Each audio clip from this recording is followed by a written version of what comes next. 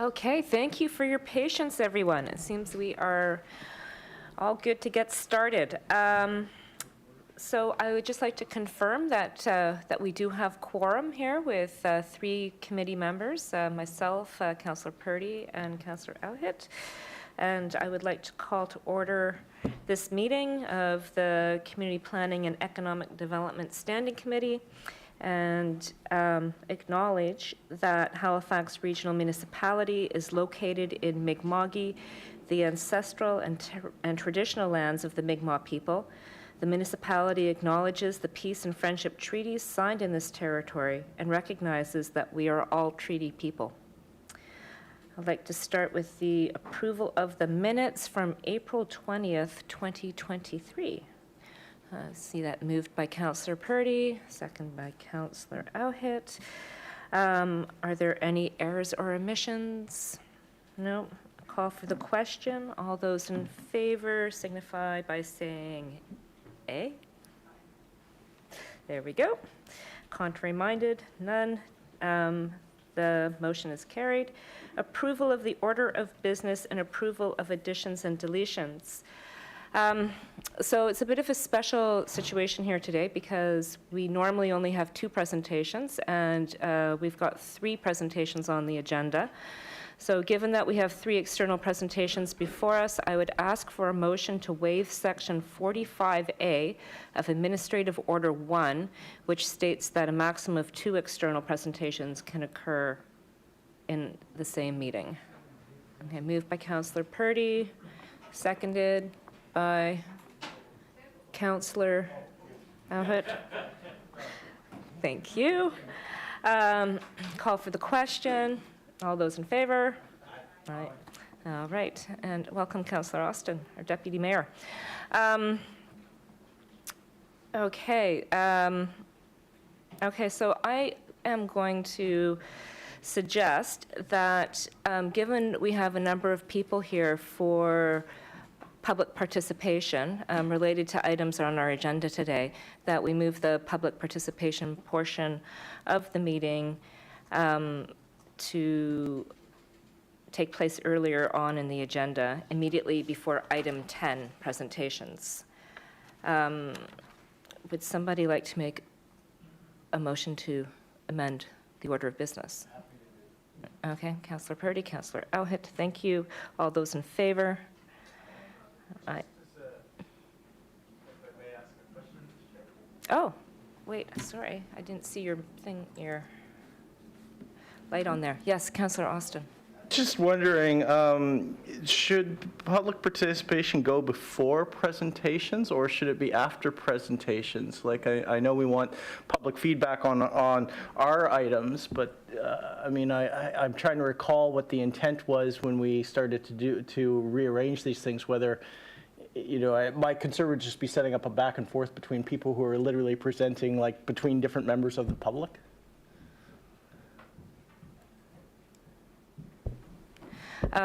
So what would you... Well, I'm just wondering if maybe we should do 10.3, 10.3.2, 10.3.3, and then do public participation, since that comes, since then it would still come before our actual staff reports.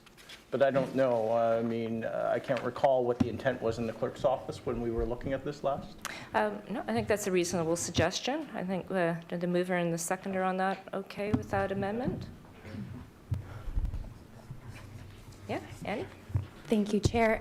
So the rationale for this being on the floor today for the committee's consideration is due to the nature of some of the topics that folks have signed up for public participation, which is not necessarily... Not our staff reports? No. Okay, well, then we probably should leave it as is for now. Okay. Well, then... Sorry, Ms. Chair. Then we will remove that friendly amendment. Okay, so we will move it up to we'll move public participation up to before presentations. All those in favor? Okay. Excellent.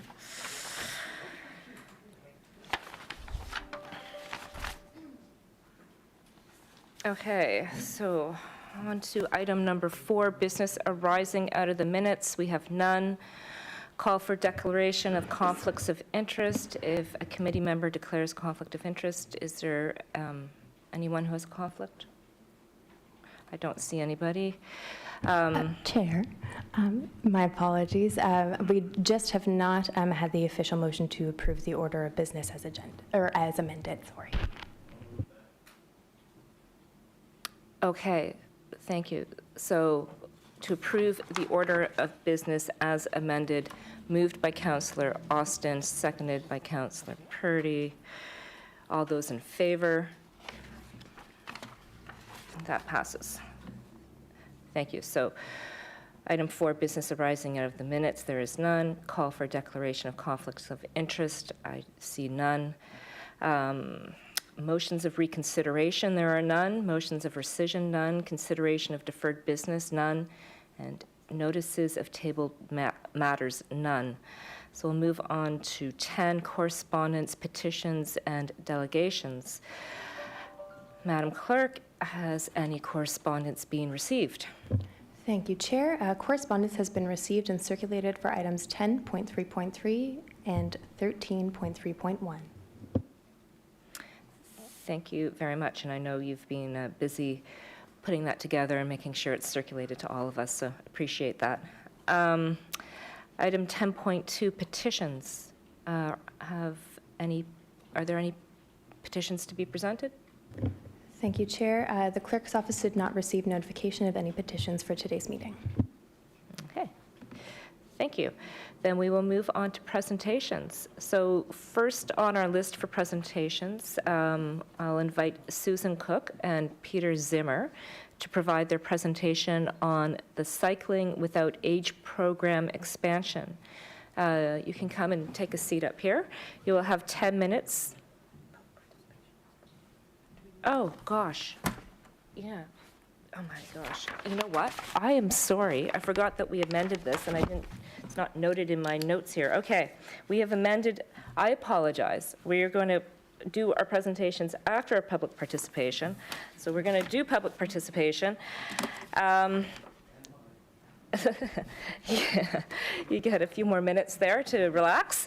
And we have in-person public participation sign up. We have 5 people on the list. I will go in the order that people have signed up, starting with Howard Epstein. I think I have to go all the way over here. So please keep your comments respectful, on topic, and directed to the chair. The clerk will announce when you have 30 seconds remaining and when your time is complete. Any member of the public who is registered with the clerk's office on this matter will be given 5 minutes to address the topic. When I call your name, you may come up to the microphone. After everyone on the list has been given the opportunity to speak, I will call 3 times to ask if there are any additional speakers. So the first 3 speakers we have are Howard Epstein, David Bentley, and Trevor Batson. Howard, thank you for joining us. You have 5 minutes. Councillor. I'm Howard Epstein. I live on Clifton Street on the peninsula.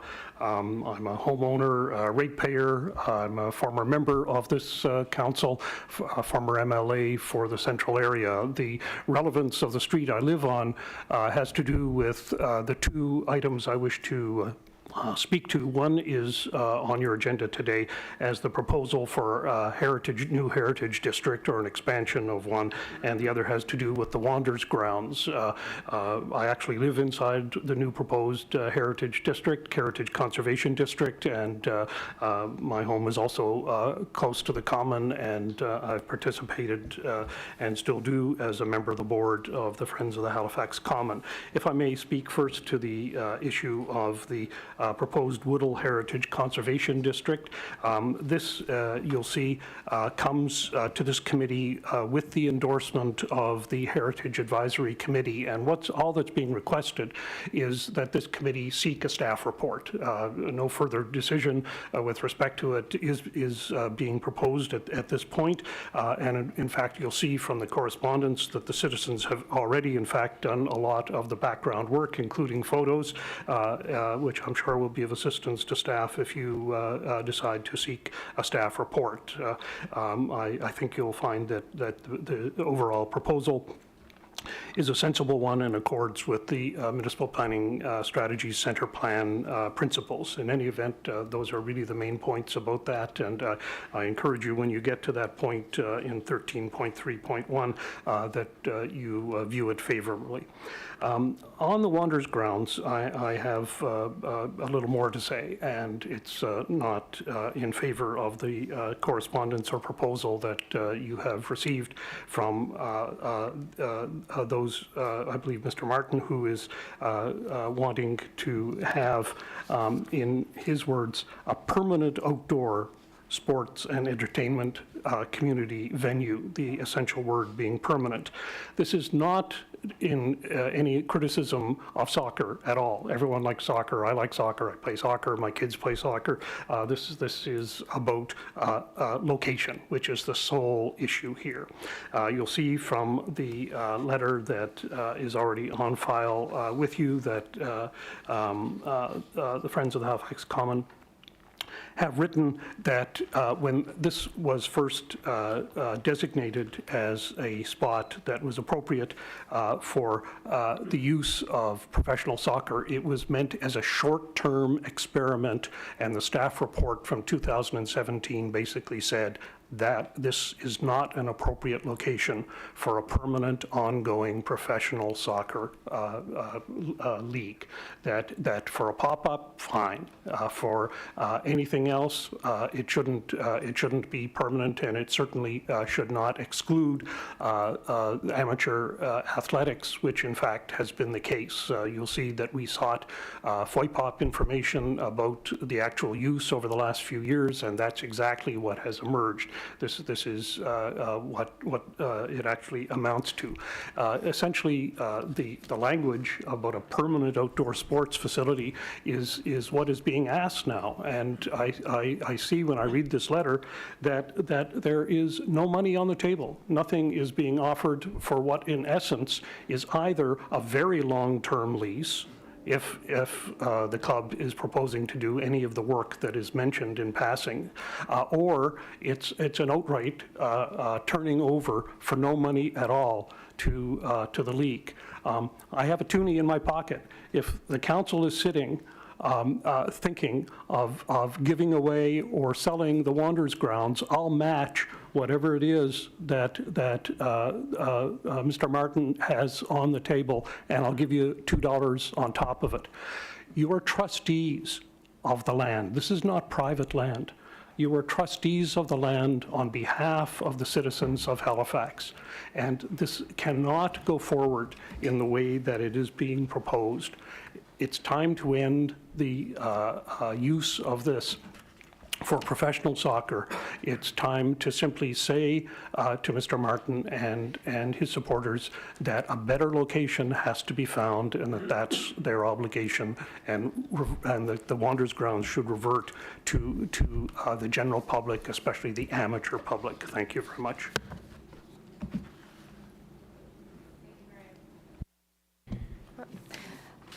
Thank you very much.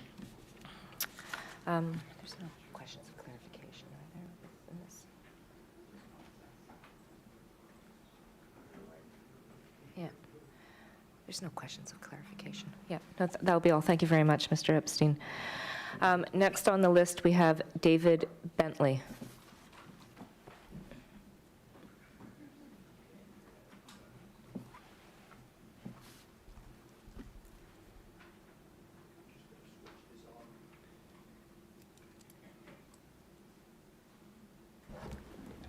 Good morning. I'm David Bentley. I live on Morris Street, and I arrived in this city in December 1966.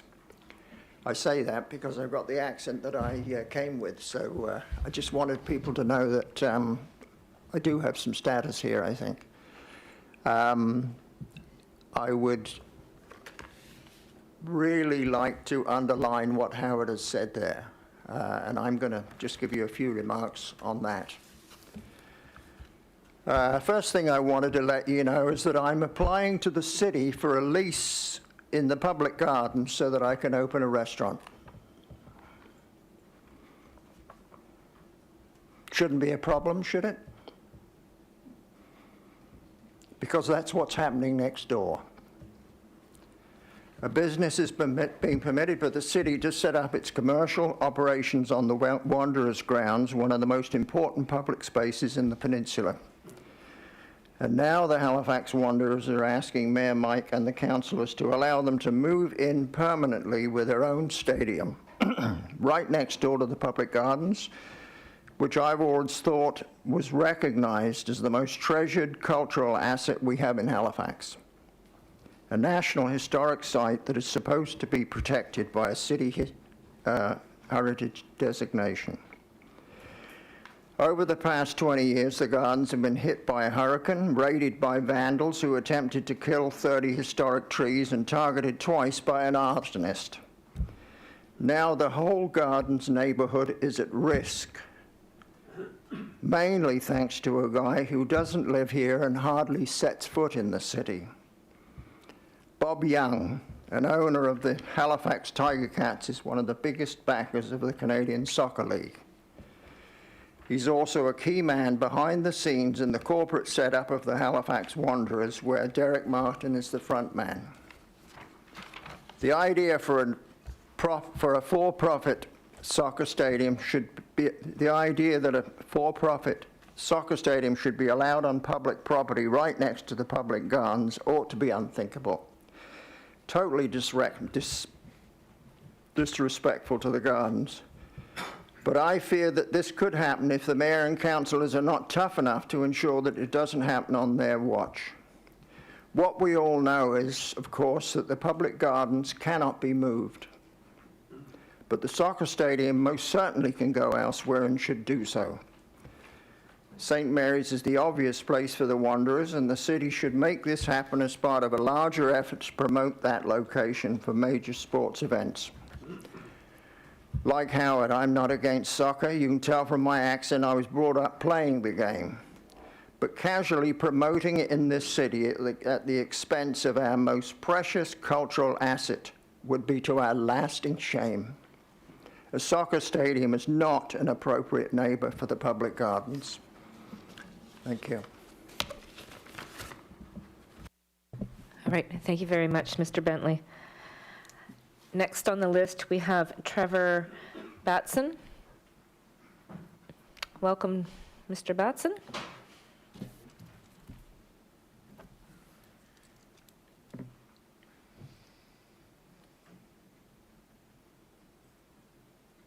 First time.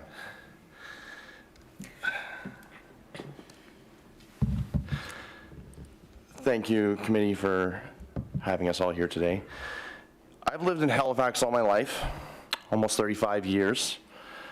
I've played soccer in my youth, and so I've been a big fan of soccer through my life. And now I'm a supporter of the Halifax Wanderers and our city's first ever professional soccer team in a national league. I've seen all sorts of changes over the years. Quite a lot of them haven't felt well thought out in terms of them being thought in terms of long-term impacts.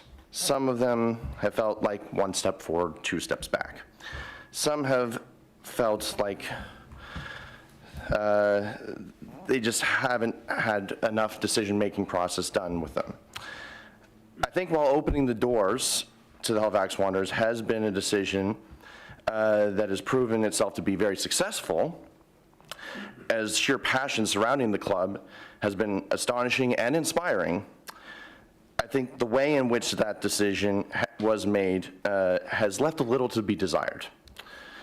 I recognize that the matters related to how this all came about are being debated heavily on social media and will soon be before the courts in legal battle as well. Today, though, I think we should take a moment to recognize that while some of us here may not agree on the manner in which the grounds are being used, we can agree that how we got to this point should be called into question. That said, we're here now. The Wanderers have essentially called the grounds home for the past 5 years and have proven the concept they set out to prove. Moving forward now, we need to look at how we can continue this success and build upon what's been established. The Wanderers Grounds was always a public access space, albeit for a rental fee. The Halifax Wanderers' usage thereof feels as though it has turned the grounds into a de facto private property. One can technically rent the ground still, but with a professional team needing it to remain as pristine as possible for game day, artificially limiting who can be playing on it. This stands to reason, should the Wanderers go somewhere else, or can other arrangements be made? I, for one, don't think they should move. The economic impacts for the city cannot be understated. Local establishments seeing much influx of business on game days. The community engagement and fostering thereof cannot be understated. Charitable supports and community outreach in varying forms, and the fostering of community gathering in and of itself on game days, but also online and in person at other special events throughout the year. The physical accessibility of the location cannot be understated. Multiple egresses, close proximity to protected bike lanes, plenty of pedestrian access, plenty of automobile parking. They have an accessible section in the temporary fixture on the grounds. They provide a bike valet service. It is in the heart of the city, so it's surrounded by all sorts of residents and student living and local businesses. All of this has been vital to their success, to our ability to support them. So for them to leave the grounds would be a detriment. This still begs the question, though, if they're going to stay, what is that going to look like? If a permanent stadium is built on the Wanderers grounds, and if this is going to be a public good and have good public access, but also be a home for a professional soccer team, what should that look like? I'd like to put forward an example. Wembley Stadium, Northwest London. The English national football team basically calls it home, but otherwise all the major sporting events of the regions happen there. Champions finals, FA Cup finals, etc. Now, scale that down a bit. A permanent stadium is built on the Wanderers grounds. It can be our Wembley. Reach out to the local amateur sporting organizations, youth programs, etc.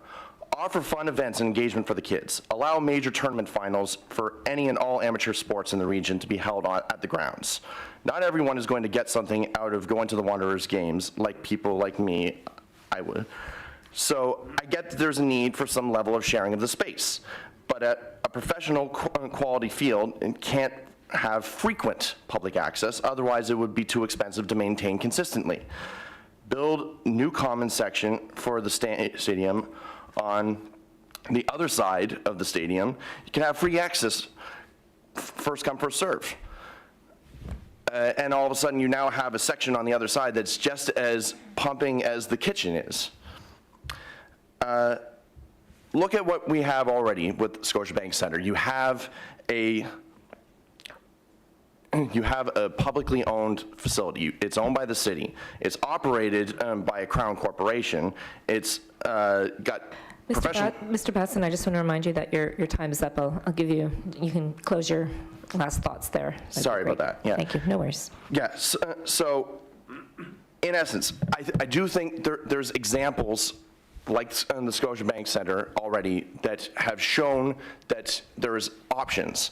I think that the weeds of it all is we need to figure out who's ultimately funding it, because there is public good, I think, can be there, but council should consider that this should be privately funded.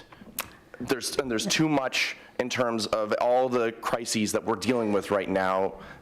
Thank you, Mr. Batson. Your time is up. Thank you. And congratulations on your first time here in front of Community Planning and Economic Development. Okay, the next two speakers on the list are Vince Calderhead and Dusain Sudak. Mr. Calderhead, please come and take a seat.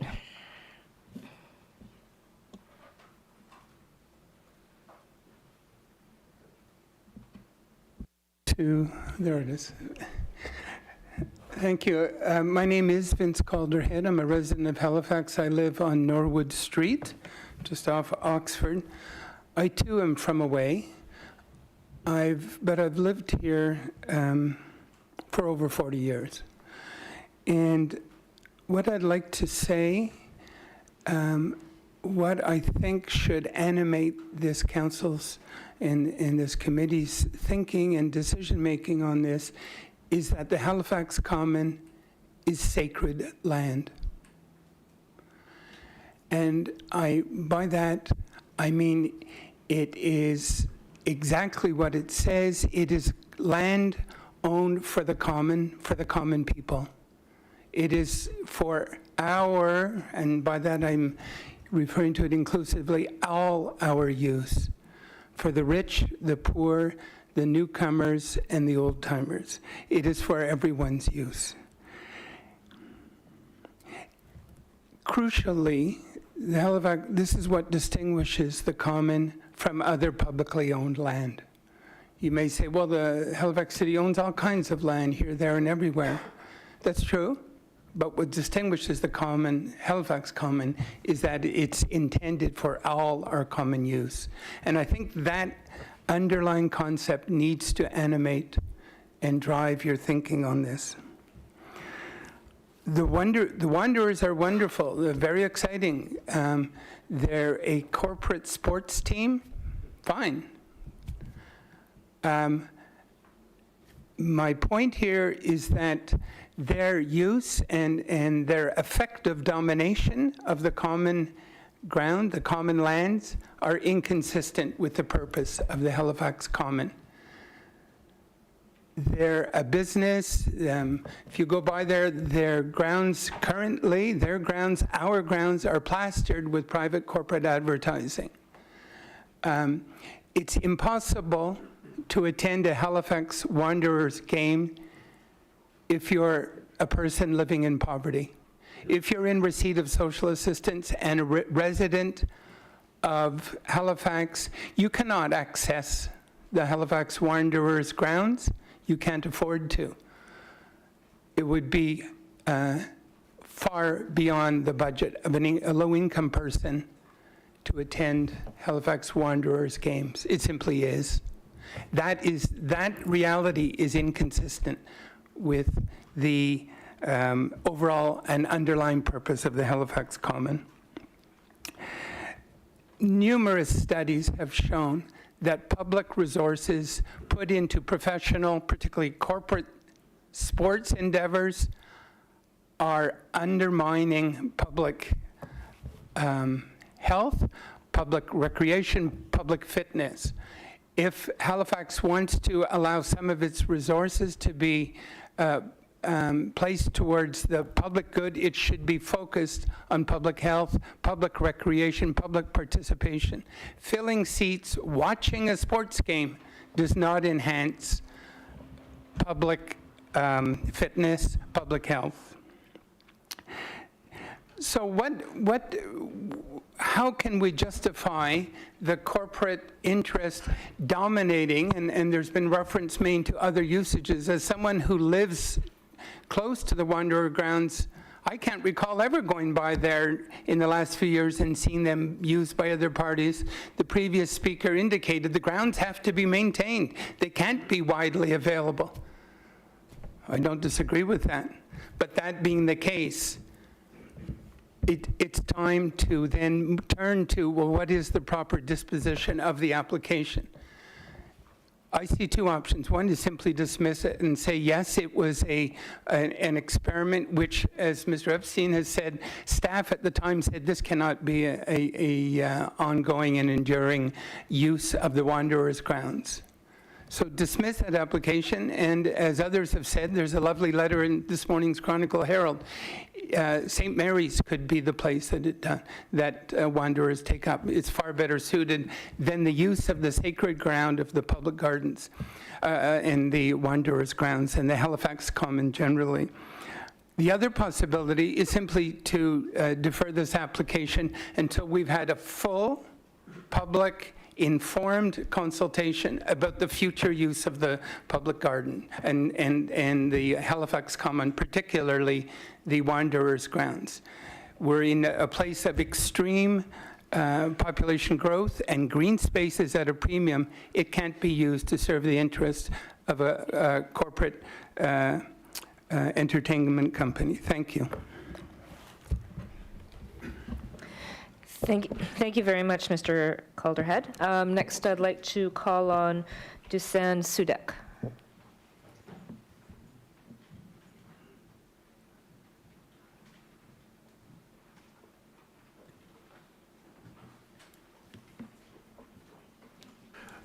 Madam Chair, thank you. Members of the committee, ladies and gentlemen. My name is Dusan Sudek. I learned a long time ago to spell it D-U-S-A-N, S-O-U-D-E-K. I am Haligonian by choice. I lived here for a couple of years in the 70s. I trained here in the 80s, and I'm here now for good since 1990. About 16 years ago, I rented a house on Clifton Street, where I live now, and eventually I bought it.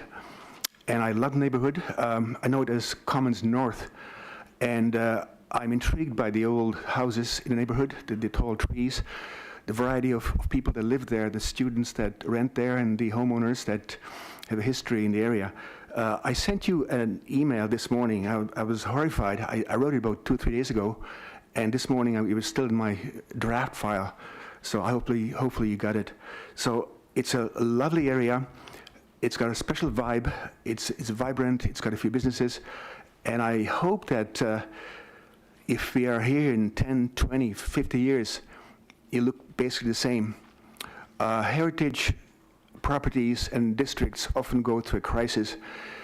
Often there's time when they're viewed as being, well, down market and desolate and undesirable, but often some of these places, they live through it and they get a second life. Other ones disappear. So I hope that the Woodhill Heritage Conservation District will be approved eventually, and I hope that you'll vote for the motion to initiate a staff report on this issue. So let's preserve it, and let's preserve our district and also other heritage areas in the city. Thank you so much. Thank you very much, Mr. Sudek. Appreciate you coming and speaking with us today.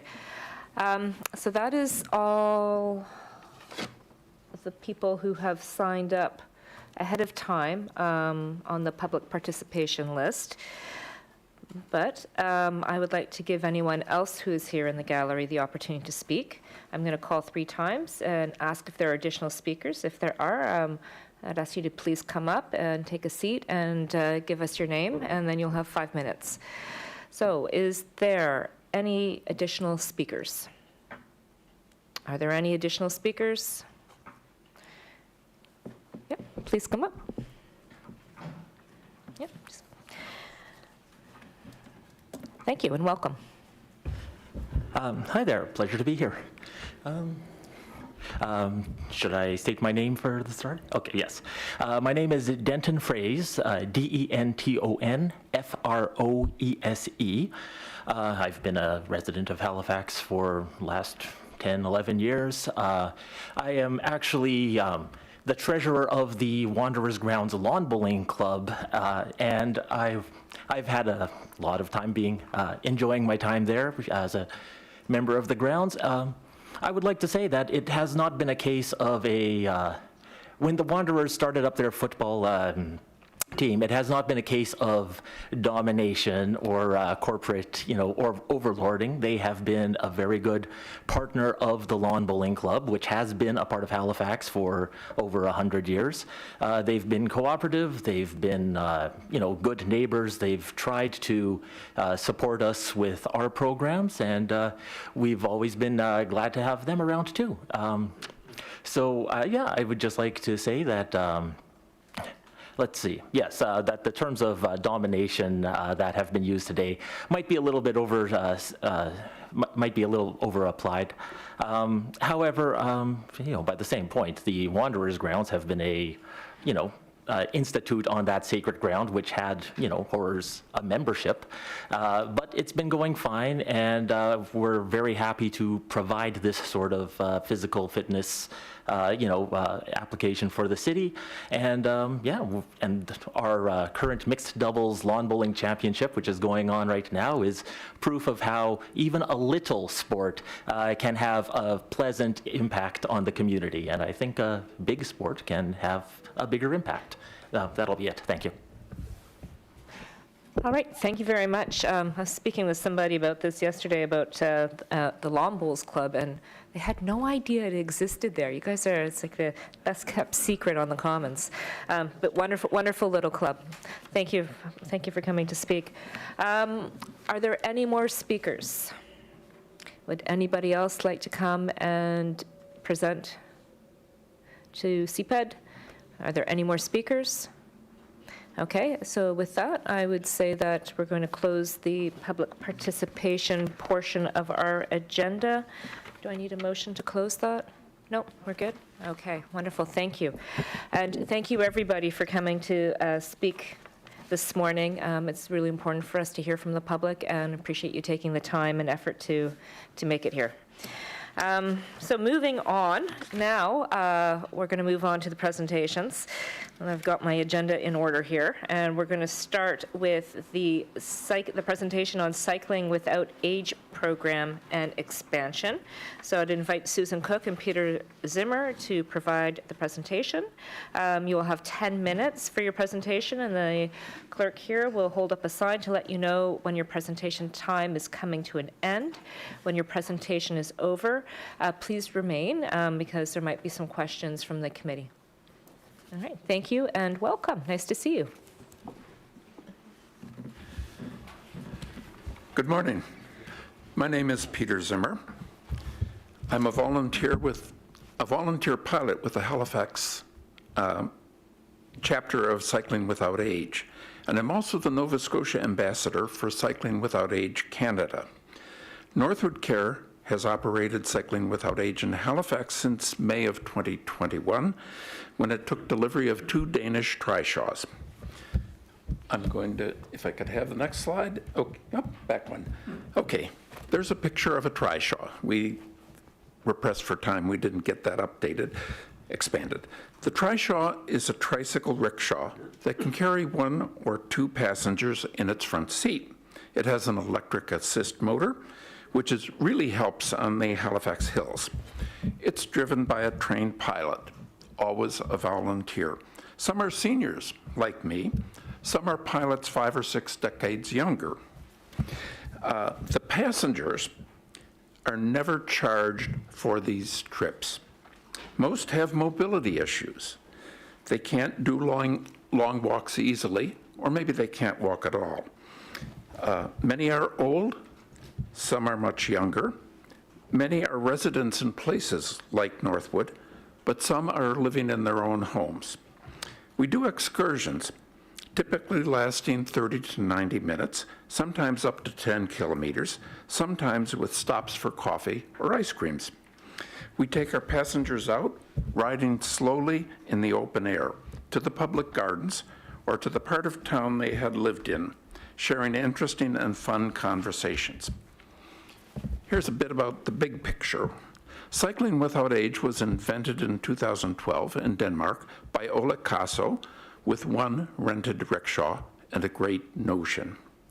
11 years later, there are 3,000 active chapters in 39 countries with 5,000 trishaws and 40,000 trained pilots. 750,000 passengers have taken some 3 million rides. Pretty good progress for 11 years. We have a vision for Cycling Without Age in Nova Scotia, growing from 1 urban shoot at Northwood into a provincial garden of chapters across Nova Scotia, bringing the active mobility benefits to passengers and pilots alike, shared to many more people across all of our community. I'll now turn the mic over to Susan Cook, who shares our vision and wants to bring Cycling Without Age to the Eastern Shore in Musquodoboit Harbor. For a start. Thank you.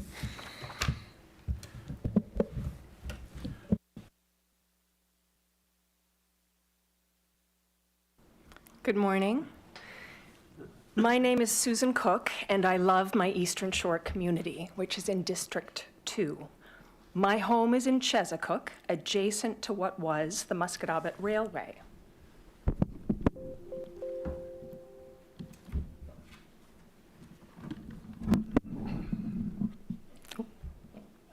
End of slideshow. Can I go back to slide 11, please? Thank you. I have changed the order. Oh, thank you so much. And it goes back to there. Okay, thank you. My family lives in Musquodoboit Harbor and Porters Lake. I am a community health care provider, and I move people so they can live fully. I began volunteering in 2004 to connect the Eastern Shore Trans-Canada Trail, also known as the HRM Active Transportation Spine. The Musquodoboit Trailways opened in 1998, and the Gatesbrook Greenway opened in 2021. These trails support active transportation for people of all ages and abilities. It is a joy to cycle on these trails because they are removed from vehicle traffic and in nature. I've observed a huge increase in community trail patrons. This is supported by a trail counter on the trails. And I host monthly Cycling Nova Scotia Women on Wheels rides to encourage women to get back on the saddle. My friend, Ruth Ellen Kroll Jackson, is the volunteer services at Northwood Care. She loaned me a Cycling Without Age trishaw for the opening of the Gatesbrook Greenway, the grand opening. The trishaw enables an active outdoor experience for those who are unable to walk due to knee pain or Parkinson's. Some people who cycled with me had lost the confidence to balance a bicycle, but were eager to cycle the trishaw. The trishaw is a tool that engages, educates, and elevates. The Central Halifax and Musquodoboit Harbor Library have screened the documentary Motherlode by Liz Canning. Motherlode showcases cargo bikes, trishaws, and the families who ride together. Cycling Without Age provides a recreation program that builds better lives by encouraging people to slow down, enjoy time together, and converse in nature. Musquodoboit Harbor is uniquely situated to host a pilot program. This is an opportunity to build intergenerational relationships between students of the Eastern Shore District High School, their families, and their community. Families may have elders living in the Birches Nursing Home, patrons of the HRM Recreation and Library facility in Musquodoboit Harbor and the Railway Museum can easily cycle around the Peace Park adjacent to the rink at the Eastern Shore Community Center and along the 15 kilometers of the Musquodoboit Trailways. The proposed Little River Greenway connection to the Gatesbrook Greenway, I don't think I have a pointer, but you can see to the left of this map would be the Gatesbrook Greenway, and on the right end is the Musquodoboit Trailways. And this connection will ensure even more local adventures with CWA, Cycling Without Age. Fostering intergenerational relationships via CWA will enhance the quality of life for people living in this community. Anne Douglas writes that it takes a village to raise a child, and it takes a village to support that child's parents and grandparents. There is a growing body of research to describe the benefits for both trishaw passengers and pilots. The greatest benefit seems to be decreasing isolation through experiencing community. I spoke with Lauren Lipchuk of the Vernon, BC CWA chapter, and She is a retired physician and has agreed to share the systems she's established to manage the program in her community, such as pilot training manuals, passenger registration, waivers, and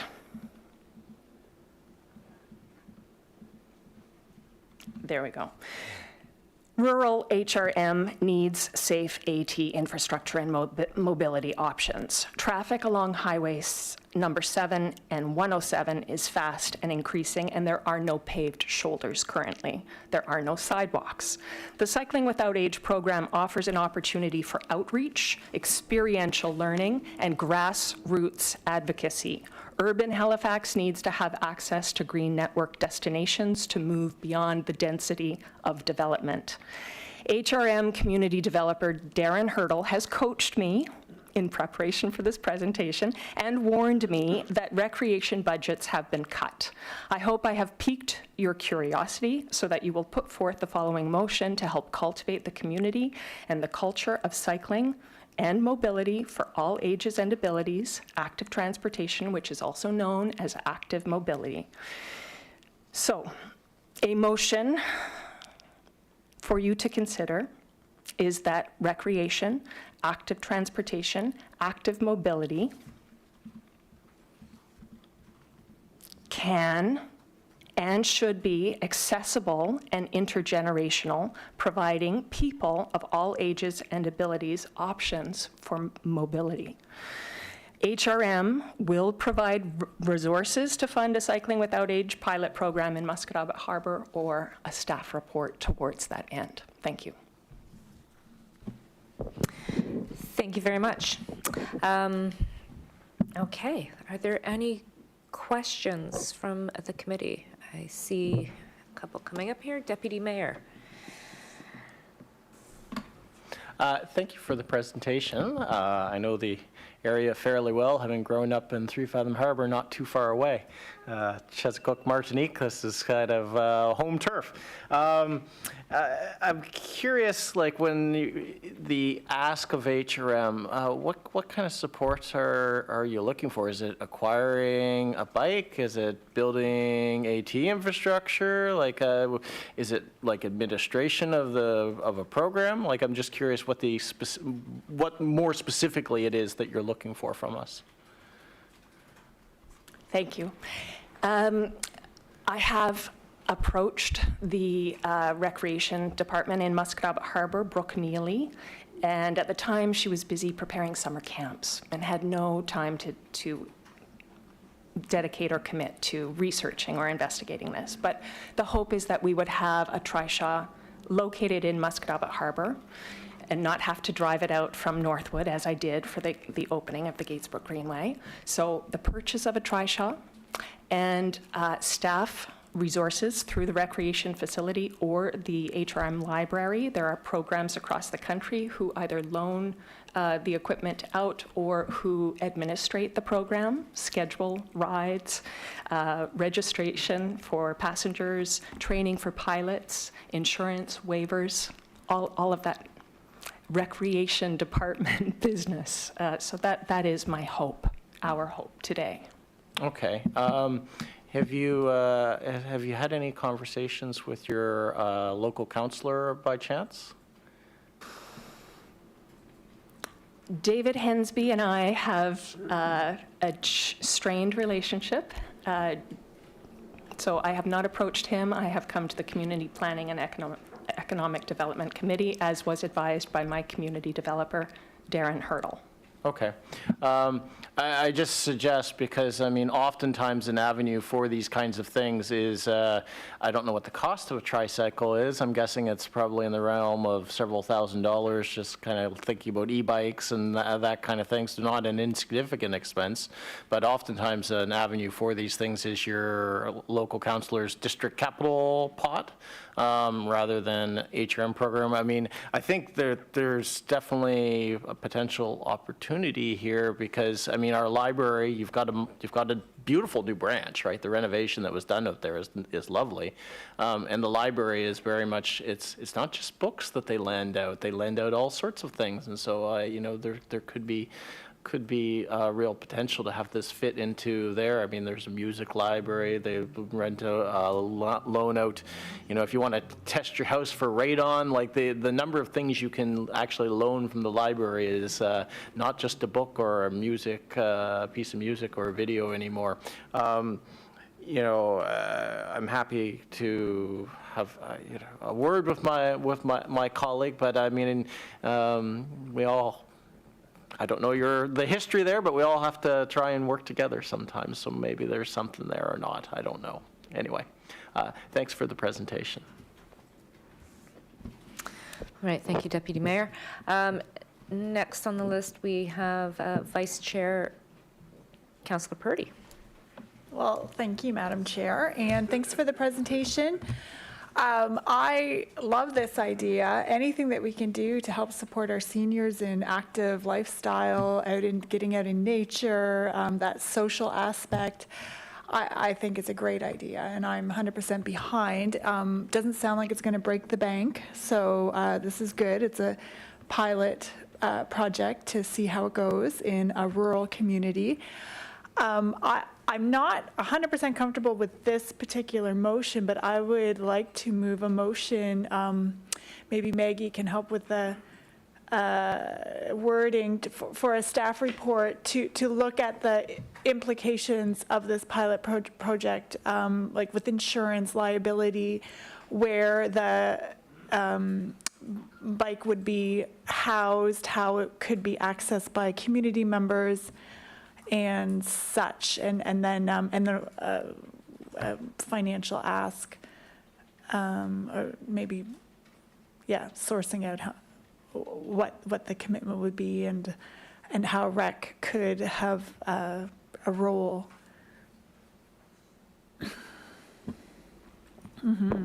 So how would we word that?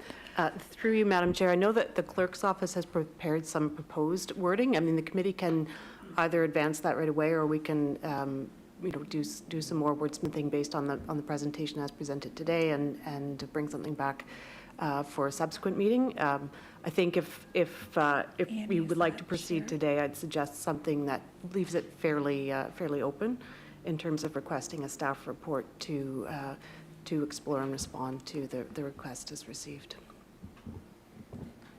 So that, oh, okay, there it is.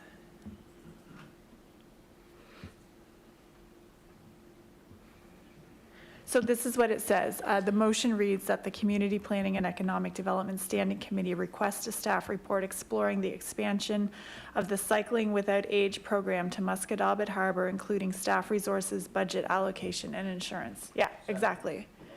Okay. All right, that's being moved by Councillor Purdy and seconded by Councillor Outhet. Would you like to speak to your motion? Just maybe another question. So what would the ETA be, do you think, on something like this to bring back? So we're not waiting too long for.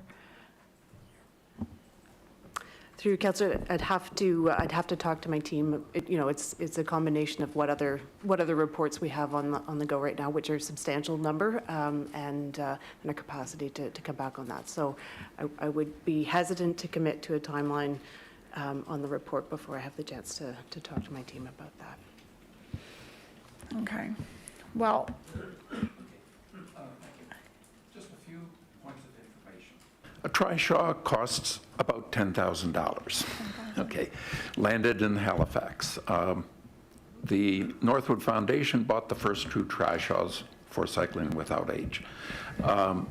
And the insurance now is covered for those 2 trishaws through the general insurance. Yeah, excuse me, it's just a point of order here, in that when we have a motion on the floor, we debate it at the committee, and it's not really an opportunity for the presenters to comment on that.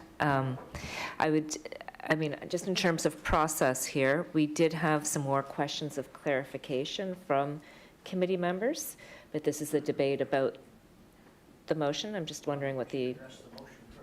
Address the motion first, and then we can come back to further questions. So hold tight. Thank you. Okay. Councillor Purdy. No, that's good. And just to your point there, that information would be something that staff would research and so that we would have that information moving forward to make a decision. But I think this is a great program, great idea, wonderful to support our seniors in this way, absolutely. So I hope my colleagues will support this motion. Thank you. All right, we have Deputy Mayor, are you to speak on the motion or the main? Okay, go ahead. Thank you, Ms. Chair. I just, it had slipped my mind earlier on the main one, and actually it ties in better with the motion anyway. One of the things that I think we should think about in terms of the opportunity is we're going to be going out for a bike share program imminently anyway with RFP, requests for proposals, all that kind of thing. It might not be feasible to extend that to Musquodoboit Harbor right off the bat, but this is probably something that we should not just think about in the Parks and Recreation lens, but we should probably be thinking about as we're doing that work from our AT group, because if there's a time to ask for something, that would be it, rather than doing an RFP for this. Like if we wanted some beyond just Musquodoboit Harbor, if we wanted these kind of available in some fashion, because I don't think it would necessarily come up unless we ask for it, right? Because it's not necessarily what you think of right off the bat. So I'm happy to support the motion, but I'd like, as we do that staff work, to make sure that we tie in Dave McIsaac's group and think about the bike share RFP that we're going to be doing too, to capture it there. Thank you. Okay, if there's no other comments from the floor, I would like to speak from the chair, if that's all right with the committee. I actually think this is a really great program, and I see it addressing issues around accessibility to recreation, our rural recreation strategy, about creating opportunities for people beyond just the local community. This isn't just a local program, but this could be seen as something where people from Halifax can take a day trip out to Musquodoboit and have an experience that is outside, that's active, that's part of our municipality as a whole. I hope when this motion gets considered, we actually look at it through the lens of the rural recreational program, about how we continue to expand recreational opportunities for people of all ages and all abilities throughout our municipality. I also, think it's a great enhancement to the trails that already exist in Musquodoboit. They're amazing trails. It'd be great to be able to offer that to more users. So yes, I will support this motion. I think it's an interesting program. I think it's interesting, especially from looking at it from an HRM recreational opportunity, and how we continue to expand our service and our program to meet the needs of a diverse population in the regional municipality, which is, quite large. And I think, we have this rural recreation strategy that's coming forward, but it's these kind of programs and things that I think are a good fit, and they're a good match. So thank you for your presentation. Thank you for bringing the motion forward, Councillor Purdy.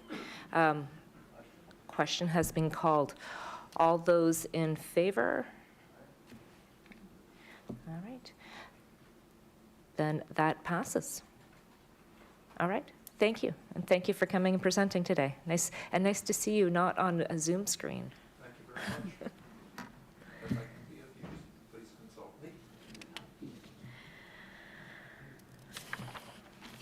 Okay, so next on our list, on our agenda this morning, is item 10.3.2, Sir Sandford Cottage Rehabilitation, and we have a presentation from the Friends of Sir Sandford Fleming Park Society. I'll invite Diane Mackey to provide their presentation on the Sir Sandford Fleming Cottage Rehabilitation. You will have 10 minutes for your presentation. The clerk will hold up signs to let you know when your presentation time is coming to an end. When your presentation is over, please remain for questions from the committee. And the floor is yours.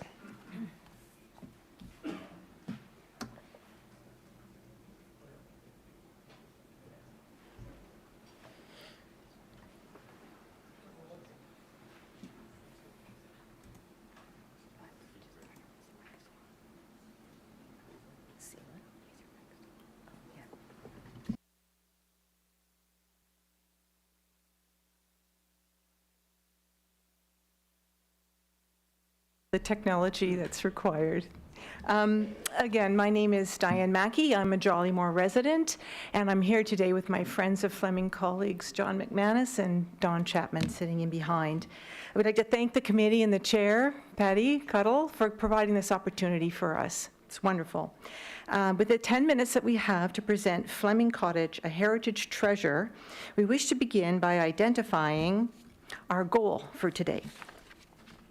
That HRM urgently fund the rehabilitation of Fleming Cottage from the 24-25 capital budget while pursuing funding from other levels of government. Our request is based on years of time and effort by Friends of Fleming and other groups who have a passion for what this cottage represents and of the legacy of a great but perhaps little-known Canadian, Sir Sanford Fleming. Let's get to know him and the significance of this cottage a little better.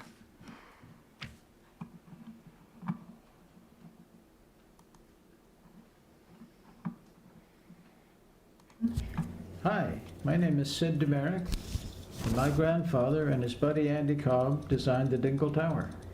And I'm Diane Mackey, a Jollymore resident. We'd like to share a story about this quaint cottage in Fleming Park that Sir Sanford Fleming owned as a home for the park's caretaker and gardener. Toward the end of his life, his daughter Minnie, who did not marry well, moved into the cottage, and Fleming died of pneumonia there while visiting her in 1915.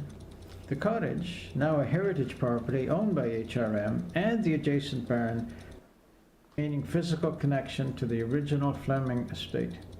In Fleming's time, the parkland contained gazebos, gardens, a stable for ponies, a bridle path, and access to the arm, including a wharf and a boathouse. It would have been a magical place for him and his family. But we can't easily separate the story of this cottage from the story of this man, Sir Sanford Fleming, a Scotsman born in 1827 who emigrated to Canada at the age of 17 and established his place in history as a visionary, inventor, and, lucky for us, philanthropist. The list of Fleming's achievements and contributions to the fabric of Canada is far too long to detail here. A quick Google search will easily outline his many accomplishments. What is perhaps less well known about Sir Sanford is his devotion to his family, his 7 children, and numerous grandchildren. Rather than be parted from them all year round, Fleming made Halifax his go-to destination for family visits, rest, and recreation at summertime. Here he is in various poses, always sporting his distinctive white beard. In 1874, when the wealthiest citizens of the day were snapping up choice properties along the Northwest Arm, Fleming purchased a large estate in Armdale with acreage extending all the way from the water to the Purcell's Cove Road and all the way from the federal prison where the Armdale Yacht Club is right through to the village of Jollymore, a huge piece of land. He feared that with choice properties along the Northwest Arm being turned into exclusive boating and social clubs, the common man was slowly being excluded from enjoying the tranquil waters and scenery of the Arm. Fleming's policy had always been to keep his estate open to the public, so everyone could stroll, enjoy a family picnic, or launch a canoe. But he did much more than this. In 1908, Fleming donated 95 acres of this estate to the city to be used as a municipal park on condition that the city build a stone tower as a memorial to the 150th anniversary of representative government in Nova Scotia, in what we now know as Sir Sanford Fleming Park, or the Dingle. The Fleming Cottage still stands adjacent to the park and the stone tower. No ordinary cottage this. Its simple wood frame design is lauded for a number of unique architectural features, including a beautiful bay window, a distinctive hipped gable roof with a triangle motif, a triangular dormer, and a sweeping veranda supported by 4 large round pillars. The cottage itself has received upkeep and has fallen into a serious state of disrepair. It is shuttered and empty. It's sad to think that such a great Canadian as Sir Sanford Fleming died here at the age of 88. The cottage and adjacent barn are the last remaining direct personal connections to this remarkable man.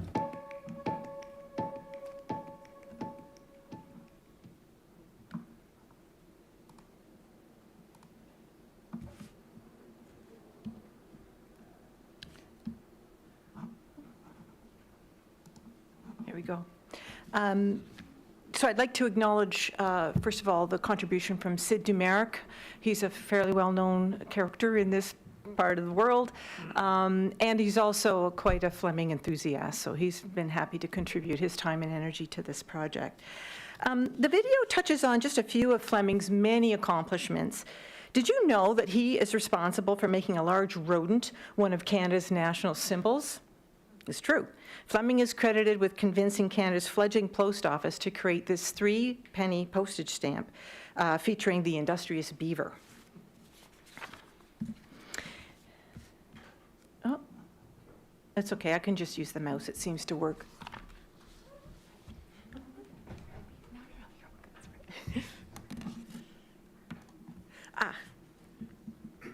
Thank you.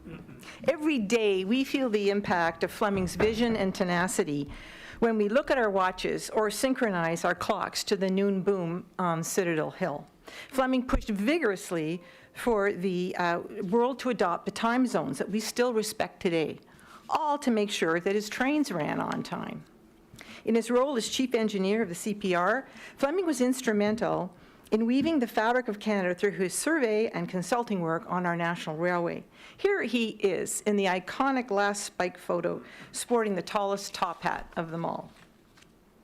Fleming wrote in his diary, "It's my great fortune to have my lot cast in this goodly land and to be associated with its educational and material prosperity. Nobody can deprive me of the satisfaction I feel in having had the opportunity and the will to strive for the advancement of Canada." In keeping with this sentiment, Fleming donated 95 acres of parkland to the city, where we find the cottage today, the only remaining physical connection to the original Fleming estate. Now, despite the Victorian-era overcoat here, and the white beard, this is not Sir Sanford Fleming. It's Alexander Graham Bell, another Scotsman who, like Fleming, emigrated to Canada and was an inventor and creative problem solver. Presented side by side, one wonders at the Scottish predilection for full white beards. Never knighted as Sir Sanford Fleming was, Bell's work and legacy is memorialized at the Alexander Graham Bell National Historic Site in Bedeque. Sir Sanford Fleming deserves no less. So far in this presentation, we have given you a solid why for the case to rehabilitate Fleming Cottage. But why now? These are just a few of the images included in the Fleming Cottage Assessment and Feasibility Report prepared for HRM by Sid Dumaric's company in June of 2022. Here you see decaying drywall, water damage, and exterior surface and window frames that have been neglected. Not shown are rotten roof shingles, peeling paint, cracked plaster, and the presence of asbestos tiles in some of the flooring. With the increasing heavy rain in HRM, these conditions will continue to deteriorate. After a recent break-in, we feel the time to act is now, to complete the work needed to rehabilitate Fleming Cottage. Progress on this opportunity is being made, and it's changed over the years, but there's very strong momentum. John McManus and others associated with Friends of Fleming have been in regular touch with Councillor Sean Cleary to raise awareness and consider ways that HRM could assume this important project. Our 60-plus volunteers are at the ready to support further efforts in any possible way, including a form of broader public consultation, which will likely be required. As I noted earlier, the current state of the cottage has been thoroughly documented, along with recommendations for the most urgent items needing attention. And of course, a huge step in the right direction is the interest shown by our chair here today, Councillor Cuttle, resulting in our presence and the ability to make this presentation. There is much to be optimistic about. Now, without taking any kind of position on this question, it's hard to resist the temptation of imagining how the cottage might look in the future and how it might be repurposed. Might it be used by arts and culture groups, by historic societies, or by Parks and Recreation for its programming? It may be that a rehab project can't take place until the final use of the cottage is determined, but we, the Friends of Fleming, are keen to support any efforts HRM and its council undertake to arrive at this decision. Anything from participating in public consultations to providing renderings or mock-ups to help us visualize new ways that the cottage might be used for the good of the community. Okay, in summary, I'm running out of time. I'll go quick.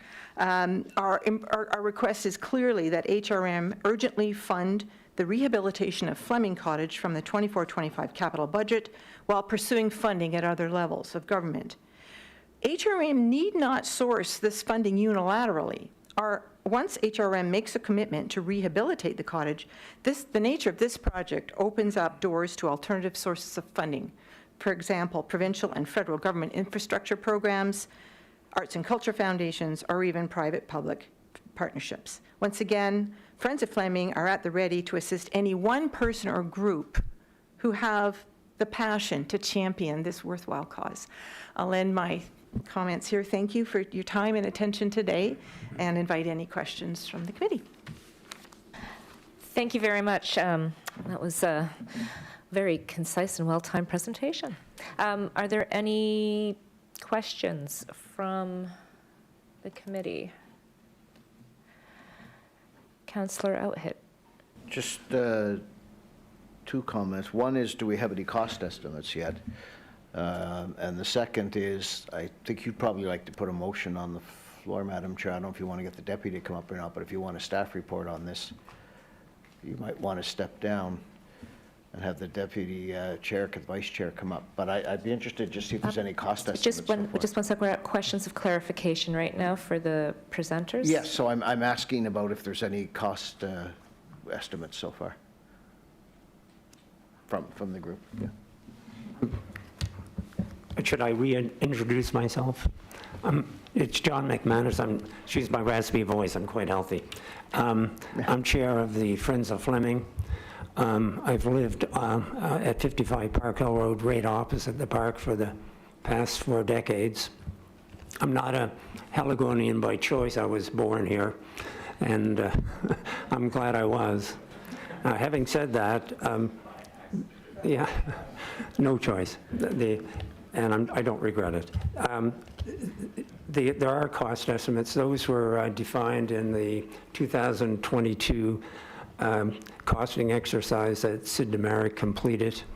And for the rehabilitation that we're recommending, the original 2022 cost estimate was $369,000. When I spoke to Sid to get some idea of what the impact of inflation and so on would be, he advised using a 10% figure, and if you project that forward to 2023, that adds up to $405,900, 2024, $446,490. But typically, when this hits your facilities group, they would adjust for contingency and reserve fund, and my guess would be you would be looking at somewhere between $500,000 and $600,000 applying standard project management costing. But again, that's based on the original costing from the 2022 costing exercise that Sid Demerick's architects group provided. So hopefully that answers your question. Yes, thank you, Mr. McManus. Thank you, Chair. I just wanted to get that on the record. I know we'd seen that in the past, but I wanted it part of today's discussion. All right, thank you. Thank you very much. Any more questions of clarification? No? Okay, well then I'm going to say thank you so much for coming today and for this presentation. That was very informative. And, hopefully we'll be talking again soon. I just did want to address your comments there, Councillor Outhit, that a motion has already been put forward and voted on and approved to consider this in the 24-25 budget cycle. I do think that the context that was presented here today was good, giving overview of the cottage and what's happening with it, and also understanding that I think that part of the budget process needs to include the public participation component to understand who the users will be and how the cottage will be rehabilitated. So hopefully that will be part of staff's recommendation. But otherwise, thank you for that information and getting it on the record, and for being here today. Okay, so moving on. The next presentation we have is item 10.3.3, Halifax Wanderers Grounds venue. I will invite Derek Martin to provide a presentation on the Halifax Wanderers Grounds permanent venue. You'll have 10 minutes for your presentation, and the legislative assistant will hold up signs to let you know when your presentation time is coming to an end. When your presentation is over, please remain at the table for questions from the committee. Welcome, and the floor is yours. Excellent. Well, hello, and thank you for the opportunity to sit before you here today, as I did 6 years ago, to discuss the revitalization of one of HRM's most historic and valuable assets, the Wanderers Grounds. It'll be difficult to fit this important issue into 10 minutes of allotted time, but I'll certainly try to do my best, and luckily I talk fast. When I proposed the pop-up stadium back in 2017, it was because I truly believed that the Wanderers Grounds was a forgotten wasteland that deserved to be brought back to life. And I wanted to prove it versus just talking about it. Well, after 6 years and 75 events, I'm proud to say that I believe we have proved it. Like many others, I had followed with interest the endless CFL debate around a large-scale stadium, but in my mind, and from my experience being in the sports entertainment business for the last 20 years, everyone was focused on the wrong thing and in the wrong place. We didn't need to create a new 25,000-seat outdoor stadium off of the peninsula. What we needed to invest in was a right-sized stadium in the right place on the peninsula, and it was sitting there waiting for us the entire time. Since the late 1800s, the Wanderers Grounds has been the outdoor venue for our citizens. From the original Wanderers Amateur Athletic Club's rugby teams through to Babe Ruth hitting home runs into the public gardens, the grounds has served the needs of our community for almost 150 years. By the early 2000s, however, the Wanderers Grounds had fallen into a sad state of disrepair, with all the original amenities being torn down and the field becoming a puddled mess anytime it rained. That meant soccer, rugby, and football teams could not book the field for high-level competitions, limiting the use of the field to recreational leagues and neighborhood dog walkers. This is how I found it in 2015. But undeterred, and perhaps naively, all I could see was its potential. So I booked the venue for an international rugby match between our Canadian men's national team and a professional team from Scotland. But after a soggy spring and summer, the field was in such poor condition that it was deemed unsafe to play a mere 48 hours before kickoff. We managed to pivot and pull off the event at Graves Oakley Field, but the realization of what a sad state the grounds had become led HRM Council to decide in the fall of 2016 to resurface the field and add proper irrigation and drainage, which provided the opportunity for pro soccer in Halifax to be born. When I came in front of this committee in March of 2017, I made 4 promises. First, I promised to return the Wanderers Grounds to its historical position as the outdoor sports and entertainment hub for Halifax, and to help leverage the investment the city was already making in the field surface. Secondly, I promised to assume all costs associated with the installation and management of a temporary 6,000 capacity stadium structure for a 3-year term with an option to renew for another 3 years. Thirdly, I promised to secure a professional soccer team and pursue additional events for the city of Halifax to be hosted at the venue. And lastly, we promised to work with HRM to ensure the community could continue to access the grounds in a manner consistent with the current rental policy. I'm proud to say that we delivered on each and every one of these promises, despite contending with an international pandemic, which I hope gives all of you confidence in our trustworthiness as a partner. So, after 5 years, how has the Wanderers Football Club impacted our community? Well, we have brought the community together, consistently drawing over 5,000 citizens and visitors in all kinds of weather out for a shared experience. We have driven significant economic impact to the many bars, restaurants, hotels, and businesses in the downtown core, as evidenced by our letters of support from the downtown, Spring Garden Road, and Quinpool Road business associations. We have focused on actively cultivating an inclusive environment where people from all backgrounds and orientations can feel safe and welcome. And finally, we have welcomed over 400,000 citizens through our gates and raised over $200,000 for 20-plus community organizations. Our mission at the Wanderers has always been to make our community stronger through the power of sport, which I believe aligns us with the goals of this committee. So together, we have the opportunity to create a premier, outdoor, multi-use sports and entertainment venue that gives our growing community a place to gather and be proud of, not dissimilar to what we have at the Scotiabank Centre for indoor events. Despite all of our success, the reality we face is that a pop-up, by definition, is not a permanent solution. And there are a number of reasons we need to move forward now. First, we agreed to extend our original 3-year agreement for the additional 3 years plus a 1-year extension due to the challenges brought on by COVID, but our agreement does have an end date of 2024. Second, we believe the Wanderers grounds should be accessible to the entire community 365 days a year. And while it currently is available for rent, we certainly appreciate that the need to maintain a professional quality grass pitch does limit usage and therefore restricts access. Finally, a temporary pop-up stadium is simply not viable in the long term, as it serves neither our needs as a professional sports organization, the needs of national or international events that we wish to pursue, and most importantly, it does not serve the needs of a growing community here in Halifax that, simply put, deserves better. Your constituents have made do without running water, unpaved walkways, and inappropriate lighting, but the citizens of this great city should be able to have the opportunity to flush a toilet. Which brings me to why we're here today, to present our vision for a new, right-sized, permanent outdoor sports entertainment community venue at the Wanderers grounds.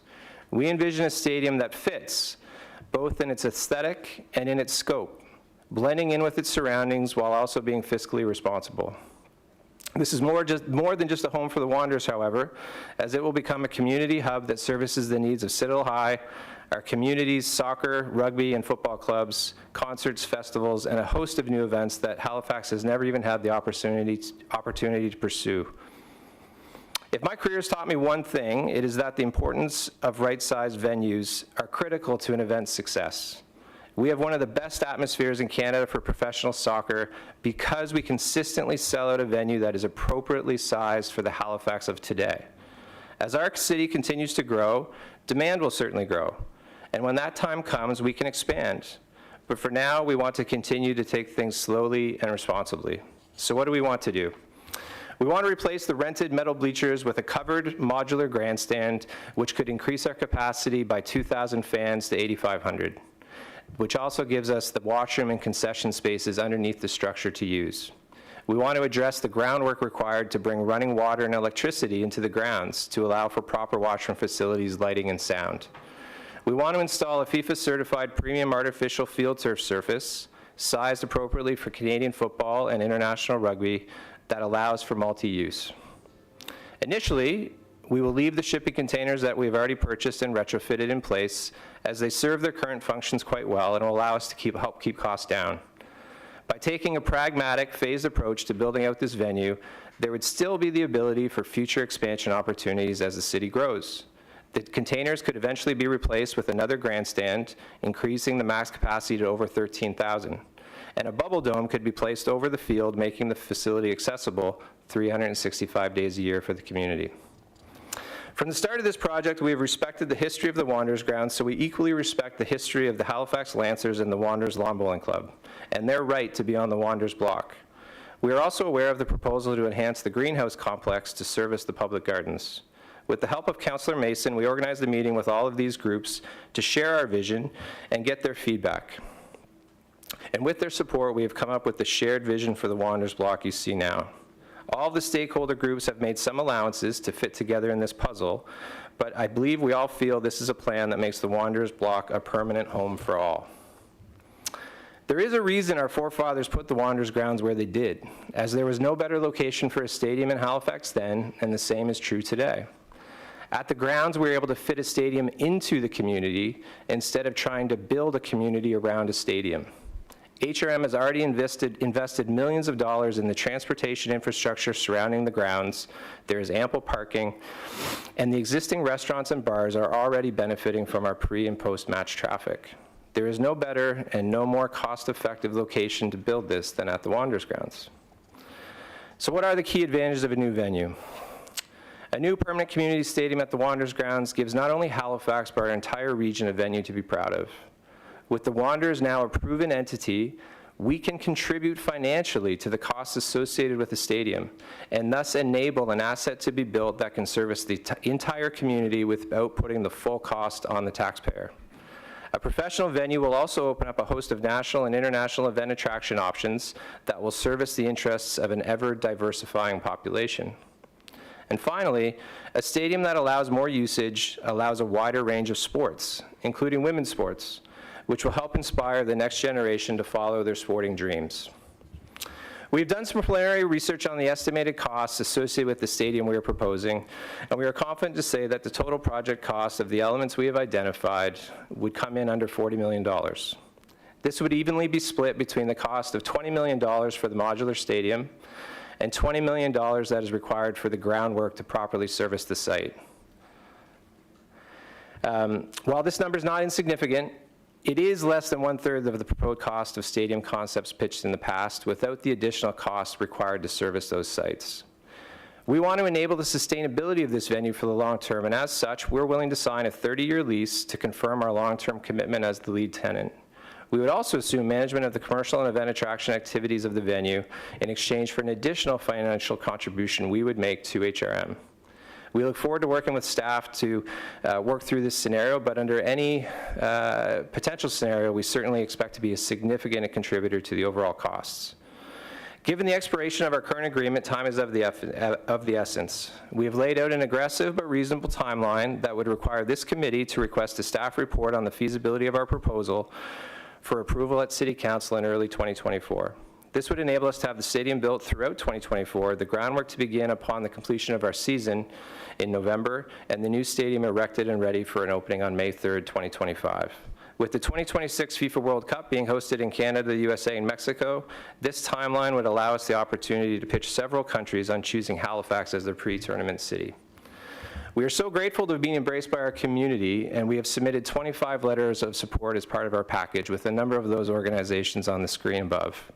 To bring this full circle, our mission from the start with the Wanderers has been to make our community stronger through the power of sport. And I believe these letters and our success to date indicates that we have managed to do that. Thank you very much, and happy to take any questions.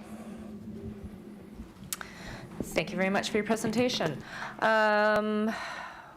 We do have some questions of clarification. I'll start with Councillor Elhit.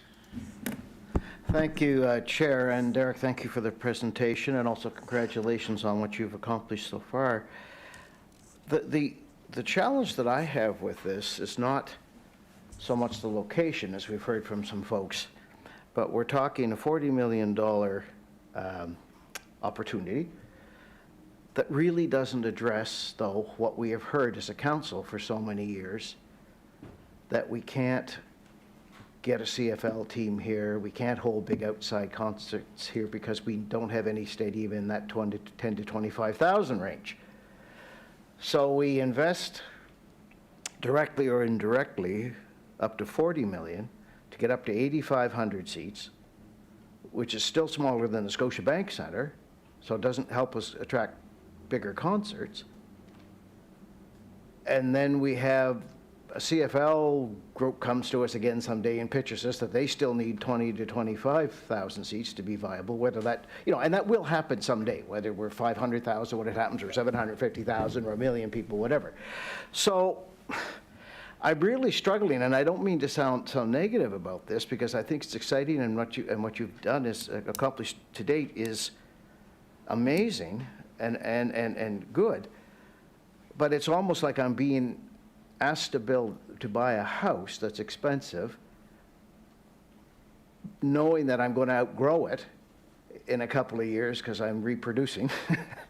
And I'm having trouble rationalizing that.